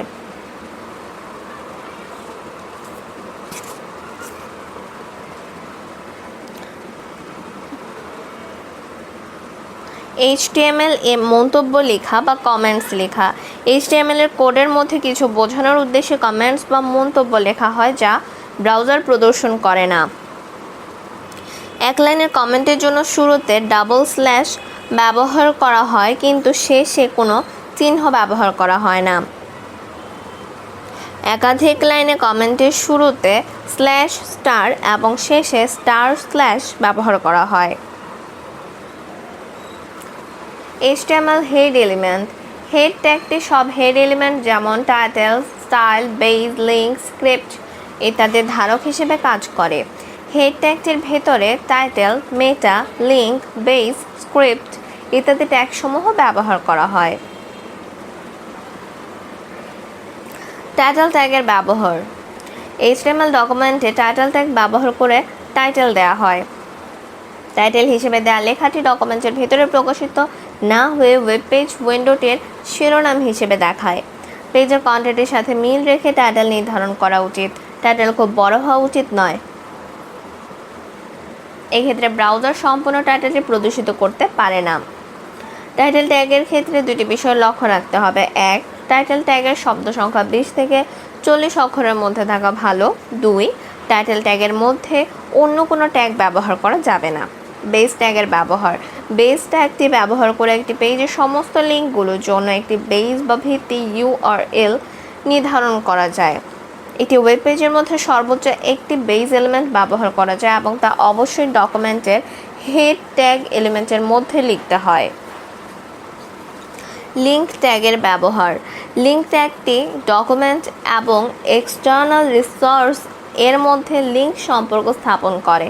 সাধারণত এক্সটার্নাল স্টাইল শিটকে ডকুমেন্টের সাথে যুক্ত করতে এই লিঙ্ক ট্যাগটি ব্যবহার করা হয়। স্টাইল ট্যাগের ব্যবহার। HTML ডকুমেন্টের জন্য স্টাইল শিট ডিক্লেয়ার করার জন্য হেড ট্যাগ সেকশনে স্টাইল এলিমেন্টটি ব্যবহার করা হয়। ব্রাউজার কিভাবে একটি HTML ডকুমেন্টকে প্রদর্শন করবে তা স্টাইল ট্যাগের মাধ্যমে নির্ধারণ করে দেওয়া হয়। স্ক্রিপ্ট ট্যাগের ব্যবহার। HTML ডকুমেন্টের মধ্যে স্ক্রিপ্ট বা জাভা স্ক্রিপ্ট ডিক্লেয়ার করার জন্য স্ক্রিপ্ট ট্যাগটি ব্যবহার করা হয়। এক্ষেত্রে হয় স্ক্রিপ্ট এলিমেন্টটি স্ক্রিপ্ট স্টেটমেন্ট ধারণ করে অথবা src অ্যাট্রিবিউট এর মাধ্যমে একটি এক্সটার্নাল ফাইল এর সাথে যুক্ত করে দেয়। জাভাস্ক্রিপ্টের সাধারণ ব্যবহারগুলোর মধ্যে রয়েছে ইমেজ ম্যানিপুলেশন, ফর্ম ভ্যালিডেশন, কন্টেন্টকে ডায়নামিক করা ইত্যাদি। মেটা ট্যাগের ব্যবহার। ডেটা সম্পর্কিত ডেটাকে মেটা ডেটা বলা হয়। মেটা ট্যাগ ব্যবহার করে HTML ডকুমেন্ট মেটা ডেটা যেমন পেজের বর্ণনা, প্রোগ্রামের নাম, আপডেট তারিখ, কিওয়ার্ডস এবং অন্যান্য তথ্য প্রদান করে। ব্রাউজার মেটা ডেটা প্রদর্শন করে না। পেজটি কিভাবে প্রদর্শন করবে বা রিলোড করবে তা জানার জন্য ব্রাউজার মেটা ডেটা ব্যবহার করে। সার্চ ইঞ্জিন মেটা ডেটা হিসেবে দেয়া কিওয়ার্ডস ব্যবহার করে ওয়েব পেজটি সার্চ করে। সার্চ ইঞ্জিনের জন্য কিওয়ার্ড। ওয়ার্ল্ড ওয়াইড ওয়েবের কিছু কিছু সার্চ ইঞ্জিন ওয়েব পেজগুলোর সূচি তৈরি করতে মেটা ট্যাগের নাম ও কন্টেন্ট অ্যাট্রিবিউট সমূহ ব্যবহার করে। HTML links, hyperlink. ওয়েব পেজের বিভিন্ন ধরনের তথ্যাবলীর ভেতরে ভার্চুয়াল সংযোগ স্থাপন করার ব্যবস্থাই হচ্ছে হাইপারলিঙ্ক। টেক্সট অথবা ইমেজকে লিঙ্ক হিসেবে নির্দিষ্ট করা যায়। এর অ্যাড্রেসে মাউস পয়েন্টার নিলে এটার আকৃতি পরিবর্তিত হয়ে হাতের আইকনে পরিণত হয়। সাধারণভাবে লিঙ্ক করা টেক্সট আন্ডারলাইন করা থাকে এবং নীল রঙের হয়ে থাকে। ওয়ার্ল্ড ওয়াইড ওয়েব সহ সব হাইপারটেক্সট সিস্টেমে হাইপারলিঙ্ক হলো একটি গুরুত্বপূর্ণ উপাদান বা ইনগ্রেডিয়েন্ট। এই ট্যাগ দ্বারা লিঙ্ক স্থাপন করা হয়। হাইপারলিঙ্কের সুবিধা। 1. হাইপারলিঙ্ক ক্লিক করে একই ডকুমেন্টের বিভিন্ন পেজে অথবা এক ডকুমেন্ট থেকে একই অবস্থানে অথবা ভিন্ন কোনো অবস্থানে ভিন্ন কোনো ডকুমেন্টের পেজে যাওয়া যায়। 2. সম্পর্কিত তথ্য দ্রুত প্রদর্শন করে জানা যায়। 3. ব্রাউজকারের সময় বাঁচে।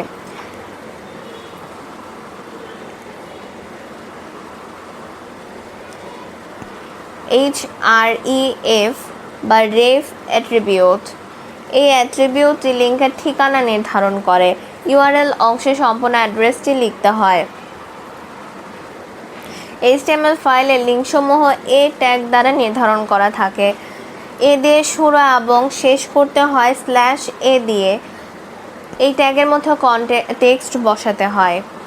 ওয়েব ব্রাউজারে পেজটিকে খুলে নিচের মতো ফলাফল দেখা যায়।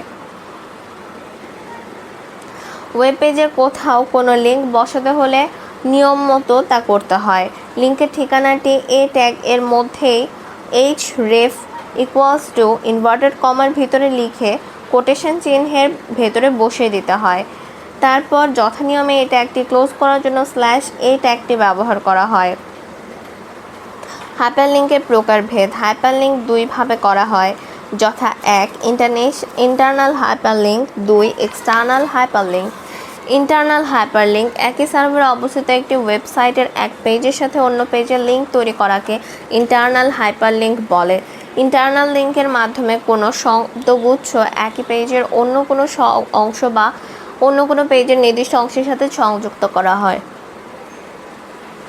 ইউআরএল এ শুধুমাত্র সার্ভারে অবস্থিত ফাইলের নাম উল্লেখ করতে হয়। ইন্টারনাল লিঙ্কের জন্য এ ট্যাগ এর সাথে ফাইল নেম অ্যাট্রিবিউট ব্যবহার করা হয়, যেমন href ইনভার্টেড কমার ভিতরে basic.html টেক্সট হিসেবে this is a link and closing tag হিসেবে /a। এখানে দিস ইজ আ লিঙ্ক টেক্সটটি ওয়েব পেজে দেখা যাবে। এক্সটার্নাল হাইপারলিঙ্ক বা গ্লোবাল পৃথক পৃথকভাবে সার্ভারে অবস্থিত একটি ওয়েব পেজের সাথে অন্য ওয়েব পেজের লিঙ্ক তৈরি করাকে এক্সটার্নাল হাইপারলিঙ্ক বলে। এক্সটার্নাল লিঙ্কের মাধ্যমে পেজে একই ওয়েব পেজের অন্য কোনো পেজ কিংবা বিভিন্ন ওয়েব পেজের কোনো পেজের সাথে সংযোগ তৈরি করা হয়। এক্সটার্নাল লিঙ্কের জন্য অ্যাবসোলিউট ইউআরএল ব্যবহার করা হয়। অ্যাবসোলিউট ইউআরএল এ প্রোটোকল, হোস্ট নাম ও ফাইলের নাম উল্লেখ করার প্রয়োজনীয়তা রয়েছে। টার্গেট অ্যাট্রিবিউট লিঙ্ক করা ডকুমেন্টটি কোথায় ওপেন হবে সেটি নির্ধারণ করতে টার্গেট অ্যাট্রিবিউট ব্যবহার করা হয়। নেম অ্যাট্রিবিউট অ্যাঙ্কর ট্যাগের নাম নির্দিষ্ট করতে নেম অ্যাট্রিবিউট ব্যবহৃত হয়। HTML ডকুমেন্টের অভ্যন্তরে একটি বুকমার্ক তৈরি করতে নেম অ্যাট্রিবিউটটি ব্যবহৃত হয়। কোনো বিশেষ পদ্ধতিতে নেমড অ্যাঙ্করটি প্রদর্শিত হয় না, তা পাঠকদের কাছে অদৃশ্য থাকে। মেইল টু লিঙ্ক তৈরি করা মেইল মেসেজের সাথে লিঙ্ক তৈরি করার জন্য ব্যবহৃত হয়, অর্থাৎ কেউ এই লিঙ্কটিতে ক্লিক করলে একটি মেইল লেখার জন্য বক্স আসবে যেখানে মেইল লিখে তা কাঙ্ক্ষিত স্থানে পাঠানো যায়। তবে এই জন্য ব্যবহারকারী কম্পিউটার যে কোনো ইমেল ক্লায়েন্ট যেমন MS আউটলুক ইনস্টল করে থাকতে পারে। ইমেজকে লিঙ্ক হিসেবে ব্যবহার ওয়েব পেজে ইমেজকে লিঙ্ক হিসেবে ব্যবহার করা যায়। সংগ্রহে থাকা যে কোনো ইমেজ ফাইল এক্ষেত্রে ব্যবহার করা যায়, তবে ইমেজটি ছোট হলে ভালো হয়। ইমেজটি কোনো ইমেজ এডিটর দিয়ে এর সাইজ ঠিক করে নিতে হবে। এটি যে কোনো ফরম্যাটের হতে পারে। উদাহরণ হিসেবে একটি GIF ফাইল ব্যবহার করা হয়েছে এবং এর প্রপার্টিজ থেকে ওয়াইড এবং হাইট দেখে তা কোডে উল্লেখ করা হয়েছে। ইমেজের চারপাশে বর্ডার দিতে চাইলে এর বর্ডার ইনভার্টেড কমার মধ্যে উল্লেখ করে দিতে হবে। 0 দিলে কোনো বর্ডার প্রদর্শিত হবে না। এখানে একটি কথা অবশ্যই মনে রাখতে হবে, HTML ফাইল এবং ইমেজ ফাইলটি একই স্থানে সেভ করতে হবে, নতুবা ব্রাউজারে ইমেজটি প্রদর্শিত হবে না। HTML পেজে ইমেজ যুক্ত করা ওয়েব গ্রাফিক্স ওয়েবসাইটে বিভিন্ন গ্রাফিক্স যেমন ম্যাপ, ফটোগ্রাফ, ডিজাইন ও প্যাটার্ন, ডায়াগ্রাম, আর্কিটেকচারাল বা প্রকৌশলিক ব্লুপ্রিন্ট, বার চার্ট ও pie chart, typography, schematics, line art, flow chart এবং অন্যান্য বিভিন্ন ধরনের ইমেজ ব্যবহার করা হয়। ওয়েবসাইটে ব্যবহৃত গ্রাফিক্স বা ভিজুয়াল উপস্থাপনা ওয়েবসাইটকে আরও সমৃদ্ধ এবং আকর্ষণীয় করে তোলে। ওয়েবে গ্রাফিক্স নিয়ে কাজ করার জন্য কয়েকটি গুরুত্বপূর্ণ বিষয়ে বিশেষ গুরুত্ব দিতে হবে। ইমেজকে অপটিমাইজ করা বা ইমেজের মানকে যতটুকু সম্ভব গুণগত পর্যায়ে রেখে ইমেজের সাইজ কমিয়ে আনতে হবে। ওয়েবে যে কোনো গ্রাফিক্সের ফাইল ফরম্যাট ব্যবহার করা যায় না। যেসব ফাইল ফরম্যাট ব্যবহার করা যায় তাদের ক্ষেত্র অনুযায়ী ব্যবহার করতে হবে। ওয়েবের জন্য গ্রাফিক্স তৈরি করার সময় কালার টেবিলের উপযুক্ত ব্যবহার করতে হবে। ওয়েবের উপযুক্ত করে আউটপুট নির্ধারণ করতে হবে। পেজে ইমেজ যুক্ত করা। HTML পেজে ইমেজ যুক্ত করার জন্য ইমেজ বা IMG ট্যাগ ব্যবহার করতে হয়। IMG ট্যাগ এর দুটি অ্যাট্রিবিউট হলো src এবং alt। এটা একটি এমটি ট্যাগ, অর্থাৎ এটি কেবল অ্যাট্রিবিউট বহন করে এবং এর কোনো ক্লোজিং ট্যাগ নাই। পেজে কোনো ইমেজ প্রদর্শন করতে চাইলে এই ট্যাগের সাথে src অ্যাট্রিবিউট ব্যবহার করতে হয়। src এর অর্থ হলো সোর্স। পেজে যে ইমেজটি প্রদর্শন করা হবে তার URL হলো src অ্যাট্রিবিউটটির ভ্যালু। ইমেজটি কোথায় সংরক্ষিত আছে URL সেটি চিহ্নিত করে। ডকুমেন্টে যেখানে ইমেজ ট্যাগটি পাবে সেখানে ব্রাউজার ওই ইমেজটি বসিয়ে দেবে। যদি দুইটি প্যারাগ্রাফের মধ্যে একটি ইমেজ ট্যাগ থাকে তাহলে ব্রাউজার সবার আগে প্রথম প্যারাগ্রাফ, তারপর ইমেজ এবং সবশেষে দ্বিতীয় প্যারাগ্রাফটি প্রদর্শন করবে। Image file format. ওয়েবে সমস্ত ইমেজ ব্যবহৃত হয় বিভিন্ন ফাইল ফরম্যাটে। ওয়েবে সাধারণত যে সমস্ত গ্রাফিক্স ফাইল ফরম্যাটগুলো ব্যবহার করা হয় সেগুলো উল্লেখ করা হলো। JPG এর পুরো নাম হলো joint photographic experts group. Still image ও ফটোগ্রাফি ইমেজের জন্য ব্যবহৃত হয়। জটিল কালার এবং ডাইনামিক ইমেজের জন্য ব্যবহৃত হয়। GIF graphics interchange format. সহজ অ্যানিমেশনের জন্য ব্যবহৃত হয়। গ্রেডিয়েন্ট বিহীন গ্রাফিক্স এবং ছোট আইকন সমূহের জন্য লো পিক্সেল টু পিক্সেল ভ্যারিয়েশনের গ্রাফিক্সের জন্য মূলত এটি ব্যবহৃত হয়। PNG portable network graphics. JF এর মতোই ট্রান্সপারেন্সির প্রয়োজন হয় এরূপ ওয়েব গ্রাফিক্সের ক্ষেত্রে। অত্যন্ত রঙিন জটিল ফটোগ্রাফ ও গ্রাফিক্সের ক্ষেত্রে যে সমস্ত ইমেজের জন্য পুনঃ এডিটিং এবং পুনঃ এক্সপার্টিংয়ের প্রয়োজন হয় সেগুলোর ক্ষেত্রে। SVG scalable vector graphics. শক্তিশালী জিওমেট্রিক ভেক্টর বান্ধব ডিজাইনের লোগো এবং আইকনের জন্য বিভিন্ন সাইজ এবং স্ক্রিনে দেখানো প্রয়োজন পড়ে এরূপ গ্রাফিক্সের জন্য।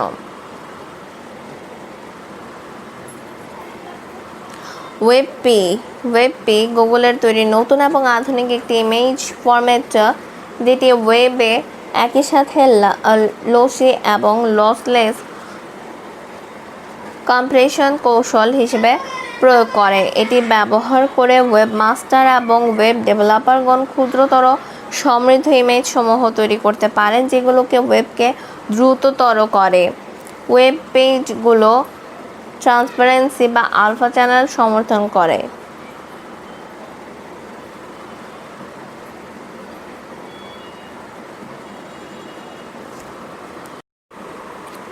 Alt attribute. অল্ট অ্যাট্রিবিউটটি কোনো ইমেজের জন্য একটি অল্টারনেট টেক্সট নির্ধারণে ব্যবহৃত হয়।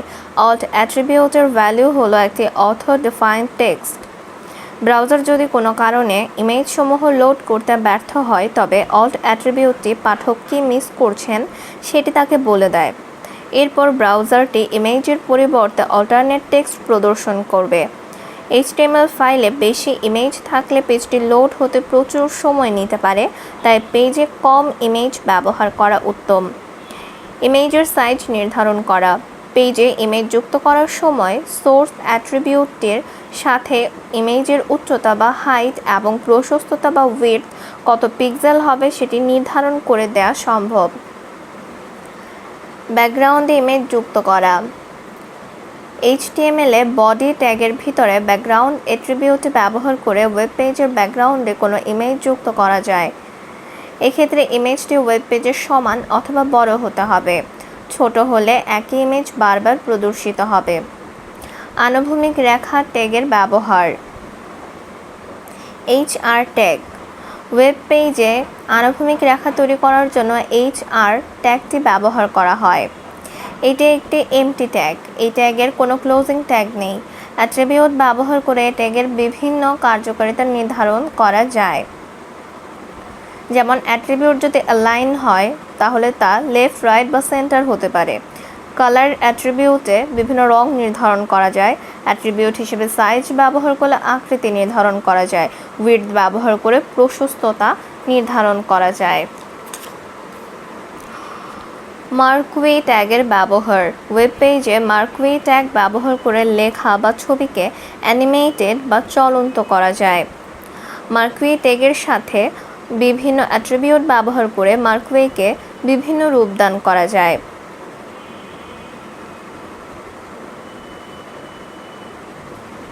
মার্কুই ট্যাগের অ্যাট্রিবিউট: বিহেভিয়ার, ভ্যালু, স্ক্রল। টেক্সটে এক পাশ থেকে অন্য পাশে স্ক্রলিং করতে থাকবে। স্লাইড, টেক্সটে অন্য পাশের মার্জিন স্পর্শ করার সাথে সাথে বন্ধ হয়ে যাবে। অল্টারনেট, টেক্সটটি পেজের এপাশ থেকে ওপাশে বা সামনে পেছনে লাফাতে থাকবে। ডিরেকশন, লেফট, টেক্সটটি ডান হতে বাম দিকে স্ক্রলিং করবে। রাইট, টেক্সটটি বাম হতে ডান দিকে স্ক্রলিং করবে। আপ, টেক্সটটি নিচ হতে উপরের দিকে স্ক্রলিং করবে। এবং ডাউন, টেক্সটটি উপর থেকে নিচের দিকে স্ক্রলিং করানোর জন্য ব্যবহার করা হয়। বিজি কালার, রঙের নাম বা কোড ভ্যালু হিসেবে থাকবে। ব্যাকগ্রাউন্ডের রং সৃষ্টি করবে। অ্যালাইন, ভ্যালু হিসেবে টপ, মিডল বা বটম থাকবে। মার্কুই এর টেক্সটে বসার অবস্থান নির্দেশ করবে।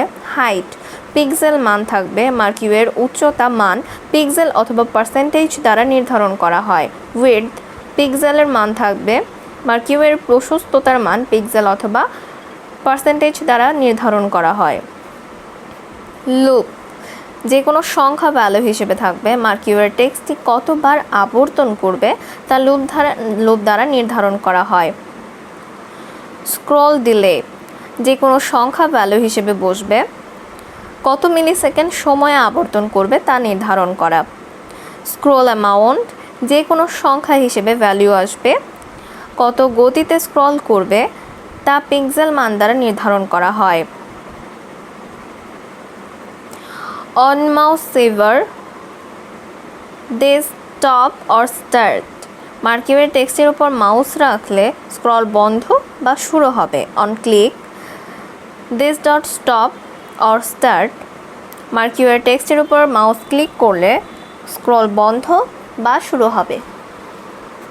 HTML টেবিলের ব্যবহার। যে কোনো তথ্যকে একটি বিশেষ পদ্ধতিতে সংরক্ষণ বা উপস্থাপন করার জন্য টেবিল তৈরি করা হয়।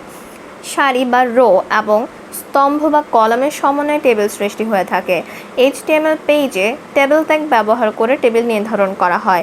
একটি টেবিল TR ট্যাগ দ্বারা রোতে বিভক্ত থাকে এবং প্রতিটি রো আবার TD ট্যাগ দ্বারা ডেটা সেল সমূহে বিভক্ত থাকে।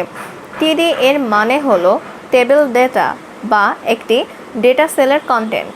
একটি data cell text, image, list, photograph, form, horizontal rule, table ইত্যাদি বহন করে থাকে। টেবিল ও border attribute.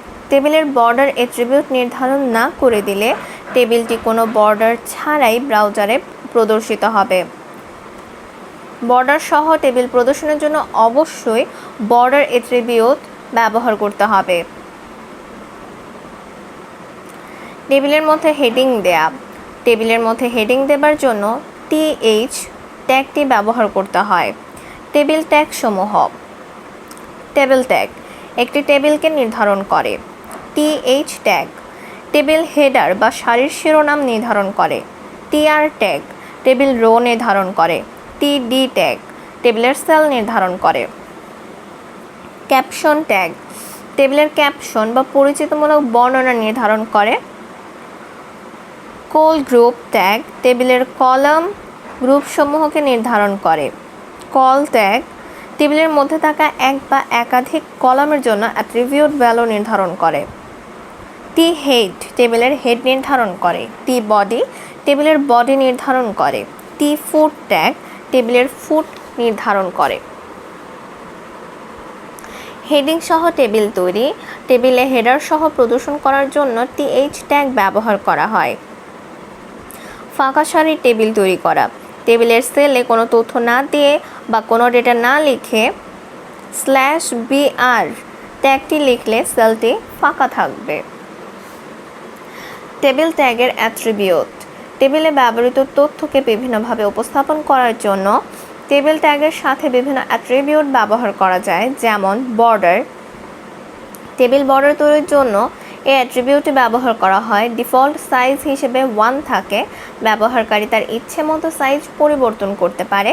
Table border equals to inverted কমার 2 অথবা table border equals to inverted কমার ভিতরে 3 এরকম ট্যাগ ব্যবহার করা যায়। উইডথ টেবিলের প্রশস্ততা নির্ধারণের জন্য এই অ্যাট্রিবিউটটি ব্যবহার করা হয়।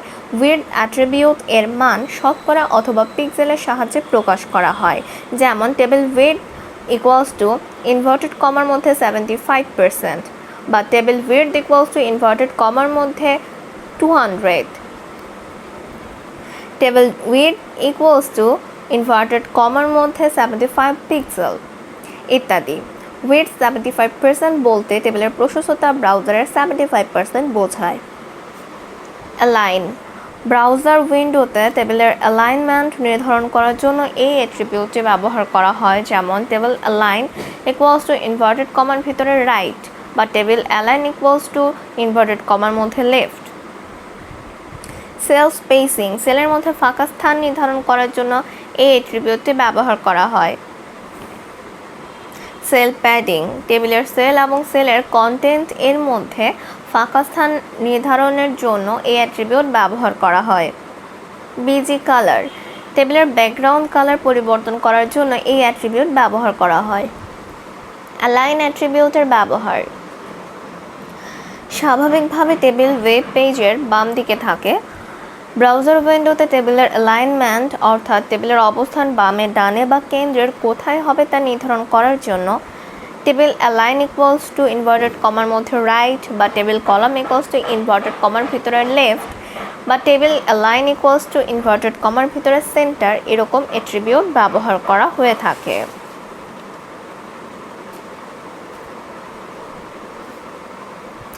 টেবিলের সেলকে একাধিক রো বা কলামে বিভক্ত করা। টিএইচ ট্যাগের মাধ্যমে কোল স্প্যান অথবা রো স্প্যান অ্যাট্রিবিউট ব্যবহার করে টেবিল সেলকে একাধিক রো বা কলামে বিভক্ত করা যায়। টেবিলের সেলের মধ্যকার ডেটার অনলাইন অ্যালাইন করা। টিডি ট্যাগের সাথে অ্যালাইন অ্যাট্রিবিউটের ব্যবহার করে টেবিলের সেলের মধ্যকার ডেটার অবস্থানসমূহকে সেলের বামে, ডানে বা কেন্দ্রে সরানো সম্ভব। টেবিল সেলের মধ্যকার লেখার অবস্থান নির্ণয় করার সাধারণভাবে সেলে লেখা মাঝখানে প্রদর্শিত হয়, কিন্তু টিডি ট্যাগের সাথে বিআর ট্যাগ ব্যবহার করে টেবিলের সেলের মধ্যকার লেখার অবস্থান নিচে নির্ণয় করা যায়। টিডি ট্যাগের সাথে ভ্যালাইন অ্যাট্রিবিউটের ব্যবহার টেবিলের সেলের মধ্যকার ডেটার অবস্থান সেলের উপর বা নিচ করা যায়। কোল গ্রুপ ট্যাগের ব্যবহার একই স্টাইলে অথবা অন্য কোনো বিষয় বা টেলিভিশনে টেবিলের কয়েকটি কলামের মধ্যে একই হবে তা নির্ধারণ করার ক্ষেত্রে প্রত্যেকটি কলামের জন্য আলাদা আলাদা করতে গেলে কোড বেশি লিখতে হবে বিধায় সময় অনেক বেশি লাগবে। এই ক্ষেত্রে কোল গ্রুপ ট্যাগ ব্যবহার করে ট্যাগে কোল ট্যাগে বিষয়টি নির্ধারণ করে দিলে নির্ধারিত কলাম সমূহ বা কলাম গ্রুপে একই থাকবে। সেল স্পেসিং অ্যাট্রিবিউটের ব্যবহার টেবিল ট্যাগের সাথে সেল স্পেসিং অ্যাট্রিবিউট ব্যবহার করে সেলের মধ্যে ফাঁকা জায়গা তৈরি করা সম্ভব। সেল স্পেসিং বলতে টেবিলের দুটি সেলের মধ্যেকার স্পেস বা ফাঁকা অংশকে বোঝায়। ডিফল্ট হিসেবে 2 পিক্সেল থাকে। ব্যবহারকারী নিজের ইচ্ছে মতো তা পরিবর্তন করতে পারে। সেল প্যাডিং অ্যাট্রিবিউটের ব্যবহার টেবিল ট্যাগের সাথে সেল প্যাডিং অ্যাট্রিবিউট ব্যবহার করে সেলের বর্ডার থেকে সেলের কন্টেন্ট অর্থাৎ লেখার মধ্যকার ফাঁকা স্থান নির্ধারণ করা যায়। ডিফল্ট হিসেবে এর মান 1 পিক্সেল থাকে, তবে ব্যবহারকারী ইচ্ছে মতো তা পরিবর্তন করতে পারে। অডিও ট্যাগের ব্যবহার HTML ফাইলে অডিও ট্যাগ ব্যবহার করে অডিও ফাইল ব্যবহার করা যায়। এক্ষেত্রে ব্রাউজারে ফাইলটি প্রদর্শন করলে অডিও কন্ট্রোলার প্রদর্শিত হবে, যা ব্যবহার করে অডিও নিয়ন্ত্রণ যেমন সাউন্ড বাড়ানো কমানো টেনে শোনা, বন্ধ করা কিংবা চালু করা ইত্যাদি করা সম্ভব হবে। ভিডিও ট্যাগের ব্যবহার। HTML ফাইলে ভিডিও ট্যাগ ব্যবহার করে ভিডিও ফাইল ব্যবহার করা যায়। এক্ষেত্রে ব্রাউজারে ফাইলটি প্রদর্শন করলে ভিডিও কন্ট্রোলার প্রদর্শিত হবে, যা ব্যবহার করে ভিডিও প্রদর্শন নিয়ন্ত্রণ করা যায়। HTML এ বুলেট এবং নাম্বার লিস্ট ব্যবহার করা। ওয়েব পেজে বিভিন্ন টেক্সট বা লেখা থাকে। সুন্দর এবং দৃষ্টিনন্দনভাবে উপস্থাপনের জন্য লেখার অনেক আইটেমকে সংখ্যা, অক্ষর বা চিহ্ন দিয়ে তালিকা আকারে প্রকাশ করার জন্য HTML লিস্টে অপশন করা যায়। HTML সাধারণত অর্ডার্ড, আনঅর্ডার্ড এবং ডেফিনিশন লিস্ট সমূহ সমর্থন করে থাকে। আনঅর্ডার্ড লিস্ট আইটেমগুলো বুলেট বা ছোট ছোট কালো বৃত্ত বা বর্গচিহ্ন দ্বারা চিহ্নিত করাকে আনঅর্ডার্ড লিস্ট বলা হয়। আনঅর্ডার্ড লিস্ট শুরু হয় UL ট্যাগ দিয়ে এবং প্রতিটি লিস্ট আইটেম শুরু হয় LI ট্যাগ দিয়ে। লিস্ট আইটেমের ভেতরে paragraph, line break, image, link ও অন্যান্য লিস্ট সমূহ বসানো সম্ভব। Ordered list. আনঅর্ডার্ড লিস্টের মতো অর্ডার্ড লিস্টও আইটেম সমূহের একটি তালিকা বা লিস্ট হয়ে থাকে, তবে এই লিস্টের আইটেমগুলো নাম্বার, তথ্য সংখ্যা দিয়ে চিহ্নিত করা হয়। অর্ডার্ড লিস্ট শুরু হয় OL ট্যাগ ব্যবহারের মাধ্যমে এবং প্রত্যেকটি লিস্ট আইটেম শুরু হয় LI ট্যাগ ব্যবহারের মাধ্যমে। এই লিস্ট আইটেমের ভেতরেও paragraph, line break, image, link এবং অন্যান্য লিস্ট সমূহ বসানো যায়। স্টার্ট অ্যাট্রিবিউটের ব্যবহার। OL ট্যাগের সাথে স্টার্ট অ্যাট্রিবিউট ব্যবহার করে কত থেকে শুরু হবে তা নির্ধারণ করা যায়। ডেফিনিশন লিস্ট কোনো একক আইটেম সমূহের তালিকা নয়, এটি আইটেম সমূহের একটি লিস্ট বা টার্মস, যেখানে প্রতিটি আইটেমের বা টার্মসের একটি বর্ণনা থাকবে। ডেফিনিশন লিস্ট শুরু হয় DL ট্যাগ ব্যবহারের মাধ্যমে, প্রতিটি আইটেম শুরু হয় DT ট্যাগ ব্যবহারের মাধ্যমে, আর প্রতিটি বর্ণনা শুরু হয় DD ট্যাগ ব্যবহারের মাধ্যমে। DD ট্যাগের ভেতরে paragraph, line break, image, link এবং অন্যান্য লিস্ট সমূহ বসানো যায়। নেস্টেড লিস্ট তৈরি। UL এবং LI ট্যাগ ব্যবহার করে নেস্ট লিস্ট তৈরি করা যায়। ফর্ম। HTML ফর্ম সমূহ বিভিন্ন ধরনের ইউজার ইনপুট সিলেক্ট করার জন্য ব্যবহৃত হয়ে থাকে। ফর্ম হলো একটি এলাকা বা কোনো ফর্মের উপাদান বা এলিমেন্টগুলোকে ধারণ করতে পারে এমন। ফর্ম এলিমেন্ট হলো এমন এক ধরনের এলিমেন্ট বা যা ব্যবহারকারীকে কোনো ফর্মের ভেতরে তথ্য যেমন text field, text area field, drop down menu, radio button, check box ইত্যাদি প্রবেশ করানোর সুযোগ থাকে। Input tag. ফর্ম ট্যাগের মধ্যে যে ট্যাগটি সবচেয়ে বেশি ব্যবহৃত হয় সেটি হলো ইনপুট ট্যাগ। ইনপুটের ধরনটি টাইপ অ্যাট্রিবিউটের মাধ্যমে নির্দিষ্ট করা হয়। সবচেয়ে বেশি ব্যবহৃত হয় এমন ইনপুট টাইপগুলো সম্পর্কে আলোচনা করা যাক। Text field. কোনো ব্যবহারকারীর একটি ফর্মে অক্ষর, সংখ্যা ইত্যাদি টাইপ করার ব্যবস্থা করার জন্য টেক্সট ফিল্ড ব্যবহার করতে হবে। Radio button. ব্যবহারকারী সীমিত কিছু পছন্দ থেকে এটিকে বেছে নেবে, সেক্ষেত্রে ফর্মে রেডিও বাটনগুলো ব্যবহার করতে হবে। Check box. ব্যবহারকারী সীমিত কিছু পছন্দসমূহ থেকে এক বা একাধিক বিষয়কে বেছে নির্বাচন করবে, সেক্ষেত্রে ফর্মে চেক বক্স ব্যবহার করতে হবে। ফর্ম এর অ্যাকশন অ্যাট্রিবিউট ও সাবমিট বাটন। ব্যবহারকারী যখন সাবমিট বাটন ক্লিক করে তখন ফর্মের কন্টেন্টটি সার্ভারে প্রেরিত হয়। ফর্মে অ্যাকশন অ্যাট্রিবিউটটি কন্টেন্টকে পাঠানোর ক্ষেত্রে ফাইলের নামটি কী হবে সেটি নির্ধারণ করে। পাসওয়ার্ড ফিল্ড তৈরি। ফর্মে অনেক সময় পাসওয়ার্ড দেওয়ার ব্যবস্থা থাকে। ড্রপ ডাউন বক্স তৈরি। ড্রপ ডাউন বক্স হলো একটি নির্বাচনযোগ্য তালিকা। Multi line text input area তৈরি। ফর্মে ব্যবহারকারী টেক্সট লেখার জন্য টেক্সট এরিয়া থাকতে পারে। টেক্সট এরিয়াতে অসীম সংখ্যার ক্যারেক্টার লেখা যায়। বাটন তৈরি। ফর্মের মধ্যে বিভিন্ন বাটনের ব্যবহার থাকতে পারে। বাটনের উপর কোনো ক্যাপশন অর্থাৎ লেখা থাকতে পারে। HTML কালার বা রঙের ব্যবহার। রং বা কালার সমূহ লাল, সবুজ ও নীল রঙের সমন্বয়ে তৈরি। HTML কালারগুলো লাল, সবুজ ও নীল কালার ভ্যালুর সমন্বয়ে তৈরি করা হয়। লাল, সবুজ ও নীল রঙগুলোর ভ্যালু 0 থেকে 255 এর সমন্বয়ের মাধ্যমে 16 মিলিয়নেরও বেশি অর্থাৎ 256 ইন্টু 256 ইন্টু 256 ভিন্ন ভিন্ন রং বা কালার তৈরি করা যায়। সবচেয়ে আধুনিক মনিটর কমপক্ষে 16,384টি কালার প্রদর্শন করতে পারে। HTML-এ 3ভাবে কালার তৈরি করা যায়। 1. কালারের নাম ব্যবহার করে। 2. RGB ভ্যালু ব্যবহার করে। 3. হেক্সাডেসিমাল ভ্যালু ব্যবহার করে। কালারের নাম ব্যবহার করে কালার নির্দিষ্ট করা। HTML-এর স্টাইল অ্যাট্রিবিউটের মাধ্যমে কালার এবং ব্যাকগ্রাউন্ড কালার প্রপার্টিতে কালারের নাম ব্যবহার করে কালার নির্ধারণ করা যায়। RGB ভ্যালু ব্যবহার করে। HTML স্টাইল অ্যাট্রিবিউটের মাধ্যমে কালার এবং ব্যাকগ্রাউন্ড কালার প্রপার্টিতে RGB ভ্যালু ব্যবহার করেও যথাক্রমে ব্যাকগ্রাউন্ড এবং টেক্সটের কালার নির্ধারণ করা যায়। প্রত্যেকটি প্যারামিটারে রেড, গ্রিন এবং ব্লু কালারের তীব্রতা 0 থেকে 255 এর মধ্যে সীমাবদ্ধ। উদাহরণস্বরূপ RGB 255,0,0 এর মধ্যে লাল কালার প্রদর্শিত হবে, কারণ এখানে লাল কালারের সর্বোচ্চ 255 ভ্যালু দেওয়া আছে এবং অন্য কালারগুলো ভ্যালু 00 দেওয়া হয়েছে।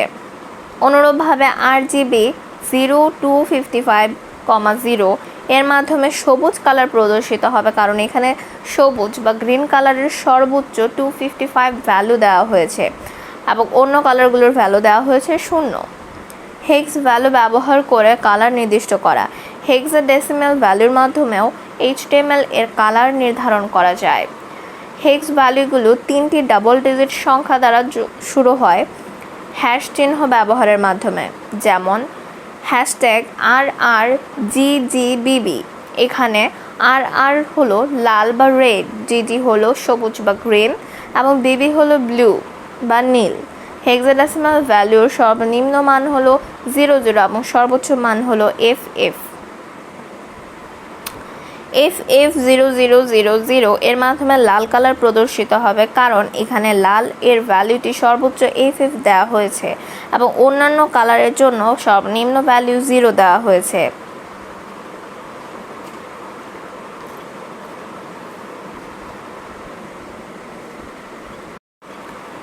ওয়েব পেজ ডিজাইন করা। ওয়েব পেজ ডিজাইন হচ্ছে একটি ওয়েব পেজের জন্য বাহ্যিক কাঠামো তৈরি করা, যেখানে ওয়েব ইউজার বা ভিজিটররা সহজে প্রয়োজনীয় তথ্য খুঁজে পাবে।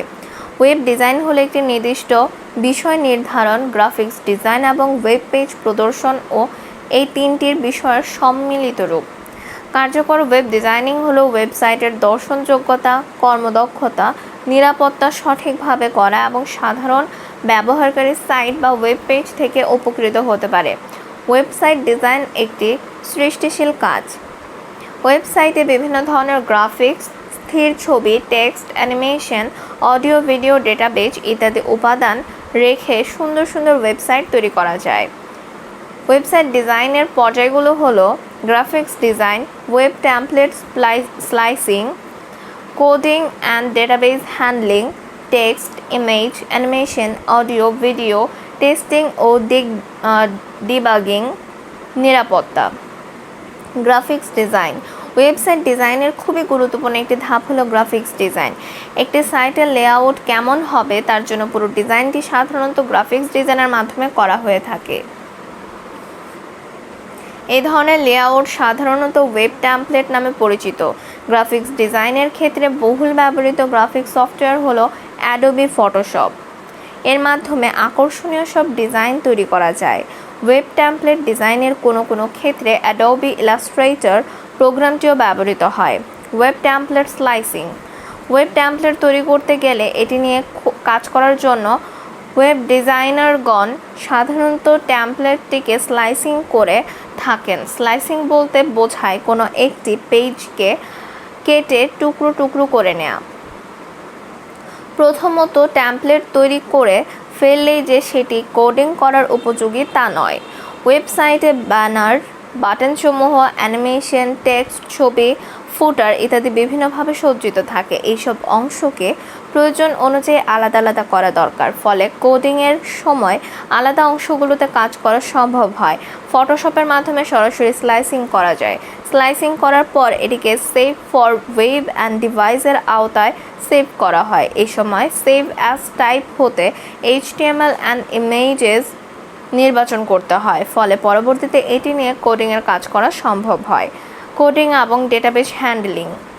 কোডিং এবং ডেটাবেজ হ্যান্ডলিংয়ের কাজটি ওয়েবসাইট ডিজাইনের ক্ষেত্রে গুরুত্বপূর্ণ একটি ধাপ, কারণ ইতিপূর্বে করা ডিজাইনের উপর এখানে কোড লিখে কাজ করা হয়ে থাকে। এক্ষেত্রে স্লাইসিং এর মাধ্যমে প্রাপ্ত ফাইলটিকে ভিত্তি করে বাকি কাজ করা হয়। এ কাজে ড্রিমওয়েভার একটি জনপ্রিয় সফটওয়্যার। বহু ওয়েব ডিজাইনার এই সফটওয়্যারটি ব্যবহার করে থাকেন, যেমন HTML, HTML5, XHTML, CSS, JavaScript, HTML DOM, DHTML, VBScript, PHP, ASP.NET, ASP, Adobe, Ajax, jQuery, E4X, XML ইত্যাদি ব্যবহারের মাধ্যমে কোডিংয়ের কাজগুলো করা যায়। এছাড়া MySQL, SQL সার্ভার ইত্যাদির মাধ্যমেও ডেটাবেজ হ্যান্ডলিং করা যায়। টেক্সট। ওয়েবসাইটের প্রয়োজনীয় টেক্সট আগে থেকেই টাইপ করে স্পেল চেক করে টেক্সট ফাইলে রাখা হয়। কোডিং করার সময় প্রয়োজন অনুসারে বিভিন্ন স্থানে এইসব টেক্সট বসানো থাকে। টেক্সট বিভিন্ন ধরনের ফরম্যাটিং করার কাজটি কোডিং পর্যায়ে সম্পন্ন করা হয়।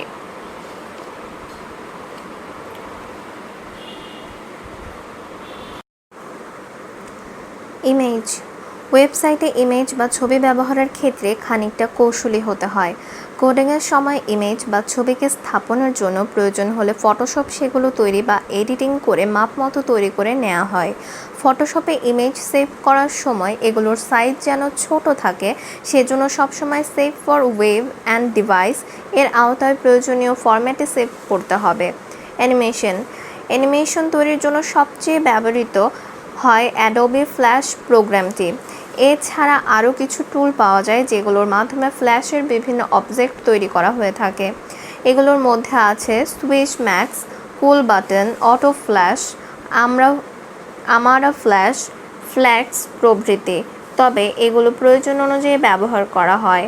বিভিন্ন ধরনের GIF অ্যানিমেশন তৈরির জন্য অ্যাডোবি ফটোশপ প্রোগ্রামটি ব্যবহৃত হয়। অডিও। ওয়েবসাইটে প্রয়োজনীয় অডিও রাখা যায়। আজকাল ফ্ল্যাশ অবজেক্ট সংবলিত বিভিন্ন বাটন, ব্যানার ইত্যাদিতে বিভিন্ন ধরনের অডিও ব্যবহার করা হয়।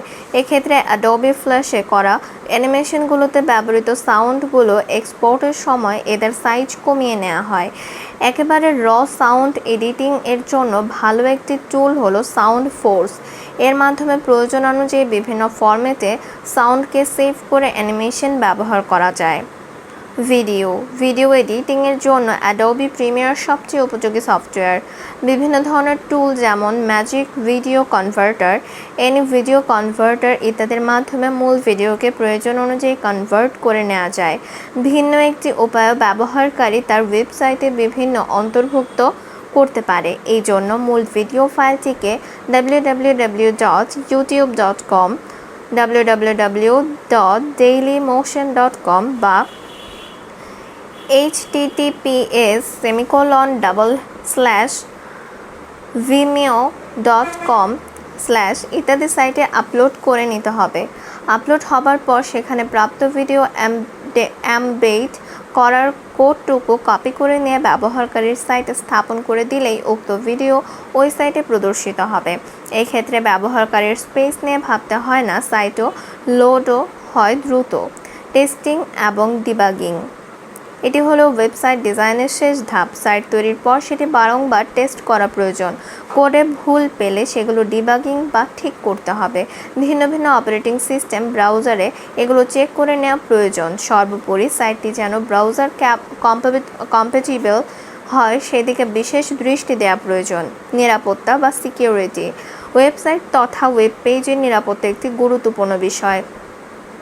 হ্যাকিং ও ভাইরাসের আক্রমণ থেকে রক্ষা পাওয়ার জন্য ওয়েবসাইটের নিরাপত্তা ব্যবস্থা গ্রহণ করতে হয়। সাধারণত cPanel এ কাজ করার সময় নিরাপত্তার বিষয়টি বিবেচনায় নিতে হয়।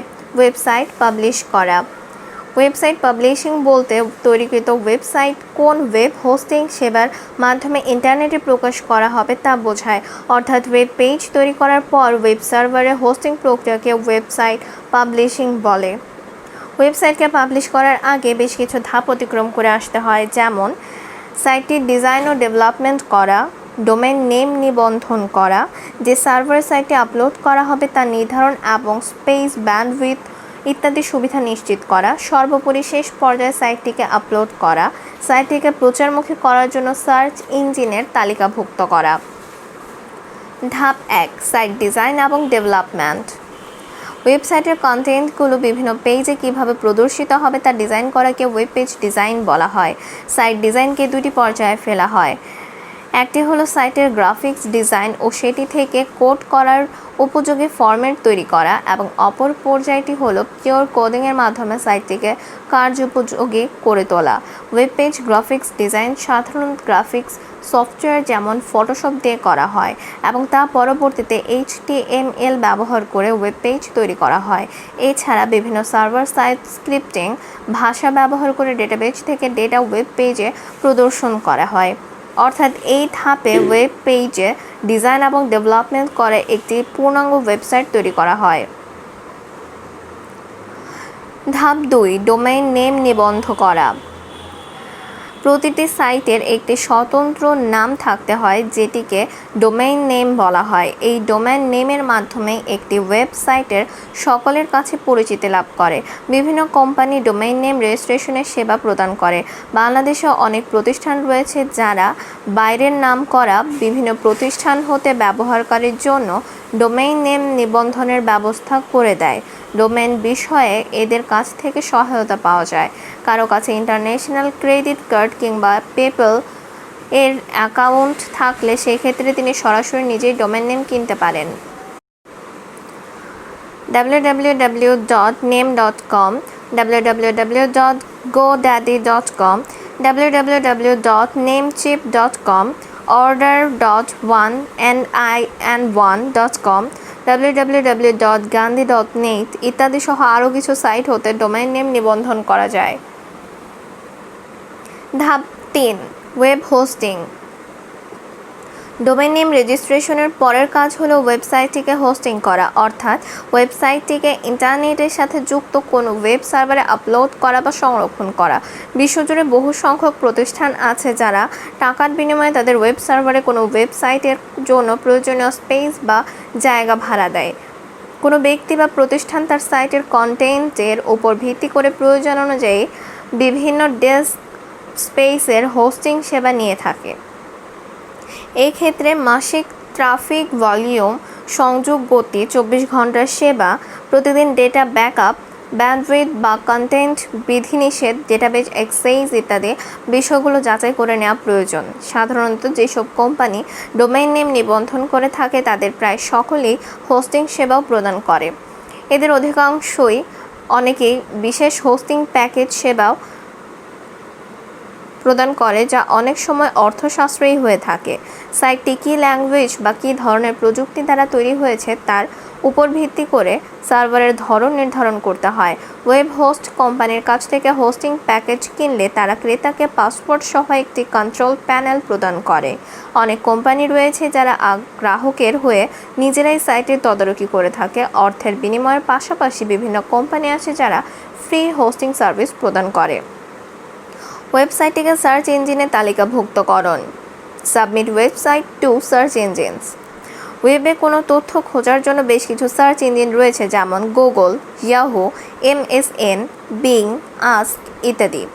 এইসব সার্চ ইঞ্জিনে ওয়েবসাইটটিকে তালিকাভুক্ত করা হলে সহজেই সাইটটিকে খুঁজে পাওয়া যায়।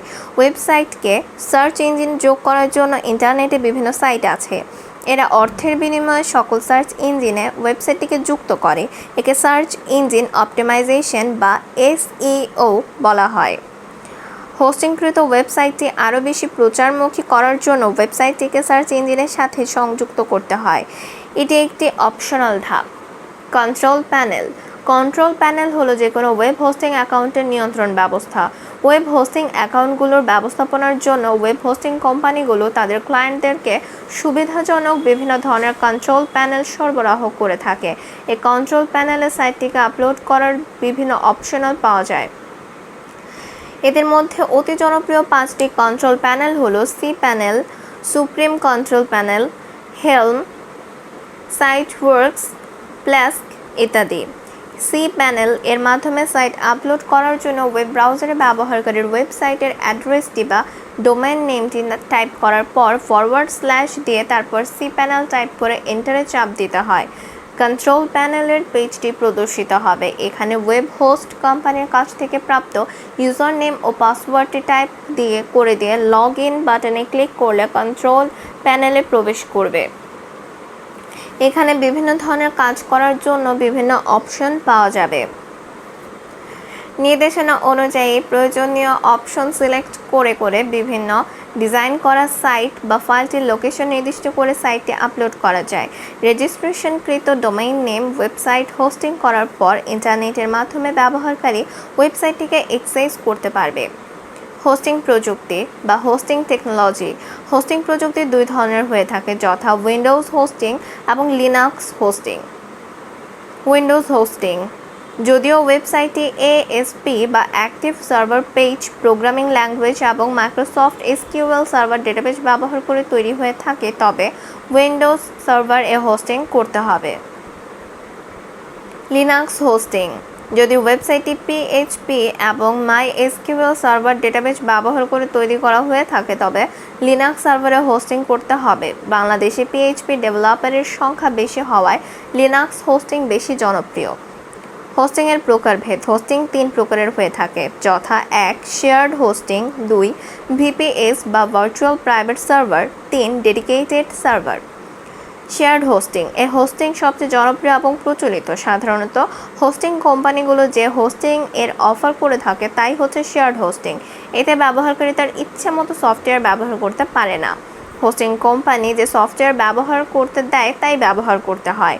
একটি নর্মাল সাইট চালানোর জন্য শেয়ার্ড হোস্টিংই যথেষ্ট। শেয়ার্ড হোস্টিংয়ে ডেটাবেজ, ইমেল, ব্যান্ডউইডথ সব কিছুই সীমিত। শেয়ার্ড হোস্টিংয়ের ভিজিটর ধারণ ক্ষমতা প্রায় 40,000। তবে যদি সাইট খুব লোড হয় এবং ট্রাফিক বেশি হয় তখন শেয়ার্ড হোস্টিং দিয়ে আর কাজ হয় না। এক্ষেত্রে সাইটটিকে VPS অথবা ডেডিকেটেড হোস্টিংয়ে সরিয়ে নিতে হয়। ডেডিকেটেড সার্ভার, সাইটটি নর্মাল স্ট্যাটিক এর বদলে ডায়নামিক হয়। ডেটাবেজ ব্যবহার করা হয়, ভিজিটরের সংখ্যা বেশি হয় এবং অধিক নিরাপত্তার প্রয়োজন তাহলে নিজস্ব একটি ডেডিকেটেড সার্ভারের প্রয়োজন হয়। ডেডিকেটেড সার্ভারে অন্য কেউ শেয়ার করবে না, সব রিসোর্স নিজস্ব।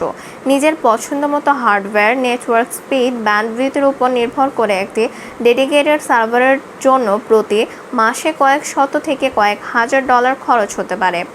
এরপরে আবার অপারেটিং সিস্টেম ও অন্যান্য সফটওয়্যার ইনস্টল, নিয়মিত সেগুলো ম্যানেজমেন্ট করার ব্যাপারও আছে। ম্যানেজমেন্টের উপর ভিত্তি করে ডেডিকেটেড সার্ভার 2 ধরনের হয়ে থাকে, যথা ম্যানেজড হোস্টিং এবং unmanaged hosting. Managed hosting, hosting company নিজেই যদি সব অপারেটিং সিস্টেম বা সফটওয়্যার ইনস্টল করা এবং দেখাশোনার কাজ করে তবে সেটাকে বলা হবে ম্যানেজড হোস্টিং। তবে এই ম্যানেজ করার জন্য হোস্টিং কোম্পানিকে নির্দিষ্ট ফি দিতে পারে। আনম্যানেজড হোস্টিং, সফটওয়্যার ইনস্টল এবং দেখাশোনার কাজ যদি নিজেকে করতে হয় তাহলে বলা হবে আনম্যানেজড হোস্টিং। VPS বা virtual private server, dedicated server অনেক ব্যয়বহুল। শেয়ার্ড হোস্টিং হলো সবচেয়ে নিচু স্তরের, তেমনি ডেডিকেটেড সার্ভারের সবচেয়ে বেশি উঁচু স্তরের, আর এর মাঝেই রয়েছে VPS। VPS এর পুনরূপ হলো ভার্চুয়াল প্রাইভেট সার্ভার। একটি ফিজিক্যাল সার্ভারকে ভার্চুয়ালাইজেশন সফটওয়্যারের মাধ্যমে কয়েকটা ভাগে ভাগ করে ভার্চুয়াল কন্টেইনার বা স্লাইস বা নোড তৈরি করা হয়। এক একটা স্লাইস বা নোড এক একটা ইন্ডিপেন্ডেন্ট ডেডিকেটেড সার্ভারের মতো কাজ করে। এসব স্লাইসে বা নোডে সব ধরনের কাজই করা যাবে। সিস্টেম বুঝবে না সত্যিকারের ফিজিক্যাল হার্ডওয়্যার নাকি ভার্চুয়াল মেশিনে কাজ হচ্ছে। এভাবে কোম্পানিগুলো কম্পিউটারে উচ্চগতি সম্পন্ন প্রসেসর এবং অনেক মেমোরি এবং ডিস্ক যোগ করে এক একটা মেশিনকে 15 থেকে 20টা VPS হিসেবে ভাড়া দেয়।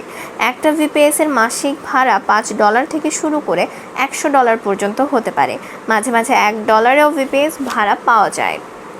ওয়েবসাইট পাবলিশিংয়ের প্রয়োজনীয় বিষয়াবলী।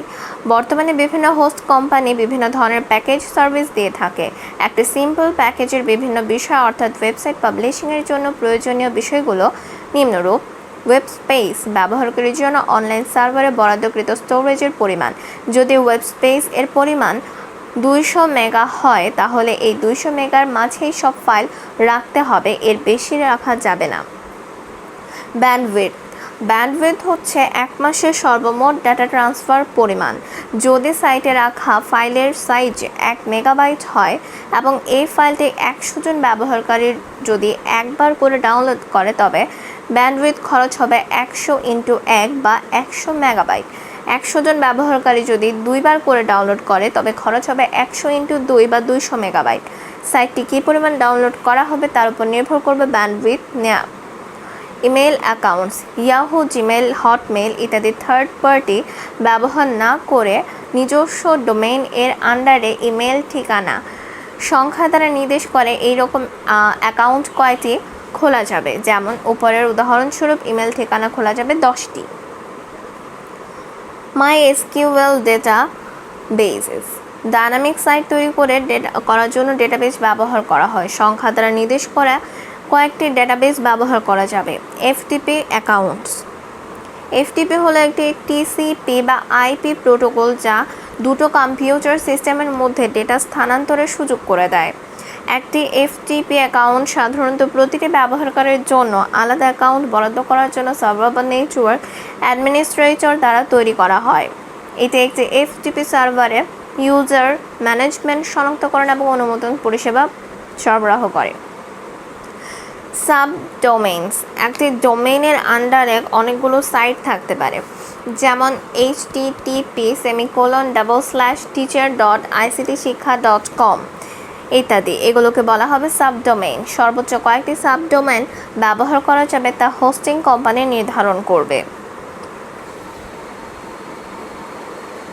ডোমেইন কেনার সময় যে বিষয়গুলো খেয়াল রাখা বাঞ্ছনীয়: ডোমেইন নেম কেনার আগে অবশ্যই ডোমেইনের ফুল কন্ট্রোল পাওয়া যাবে কিনা, রিনিউয়ের চার্জ কত রাখবে, ডোমেইনের নিরাপত্তা কেমন থাকবে ইত্যাদি বিষয় নিয়ে ডোমেইন প্রোভাইডারের সাথে বিস্তারিত আলোচনা করে নিতে হবে। ডোমেইনটি যাতে টপ লেভেলে হয়, যেমন .com, .net, .org, তবে .com নেওয়া বাঞ্ছনীয়, কেননা .comটাই বেশি ব্যবহারিক এবং সহজবোধ্য। প্রতিষ্ঠানের নামের সম্পর্কিত ডোমেইন নেম পছন্দ করা উচিত, যাতে করে ভিজিটররা ডোমেইন দেখেই সব প্রতিষ্ঠান সম্পর্কে ধারণা করতে পারে। ডোমেইন নেম নির্বাচনের ক্ষেত্রে ডোমেইন যথাসম্ভব ছোট এবং অর্থবোধক এবং কিওয়ার্ড ভিত্তিক হওয়া উচিত। নিউমারিক কি ব্যবহার না করাই ভালো এবং নামের মাঝে ড্যাশ ব্যবহার না করা বাঞ্ছনীয়। ডোমেইনটি যাতে অন্য কোনো জনপ্রিয় সাইটের সাথে মিলে না যায় সেদিকেও খেয়াল রাখতে হবে, কেননা এতে করে যেমন ভিজিটরদের মাঝে সংশয় তৈরি হবে তেমনি সার্চ ইঞ্জিন অপটিমাইজেশনেও সমস্যা হতে পারে। ডোমেইন নেম এবং ওয়েব হোস্টিংয়ের পার্থক্য: আইপি অ্যাড্রেস অ্যালফাবেটিক ফরম্যাটকে ডোমেইন নেম বলা হয়।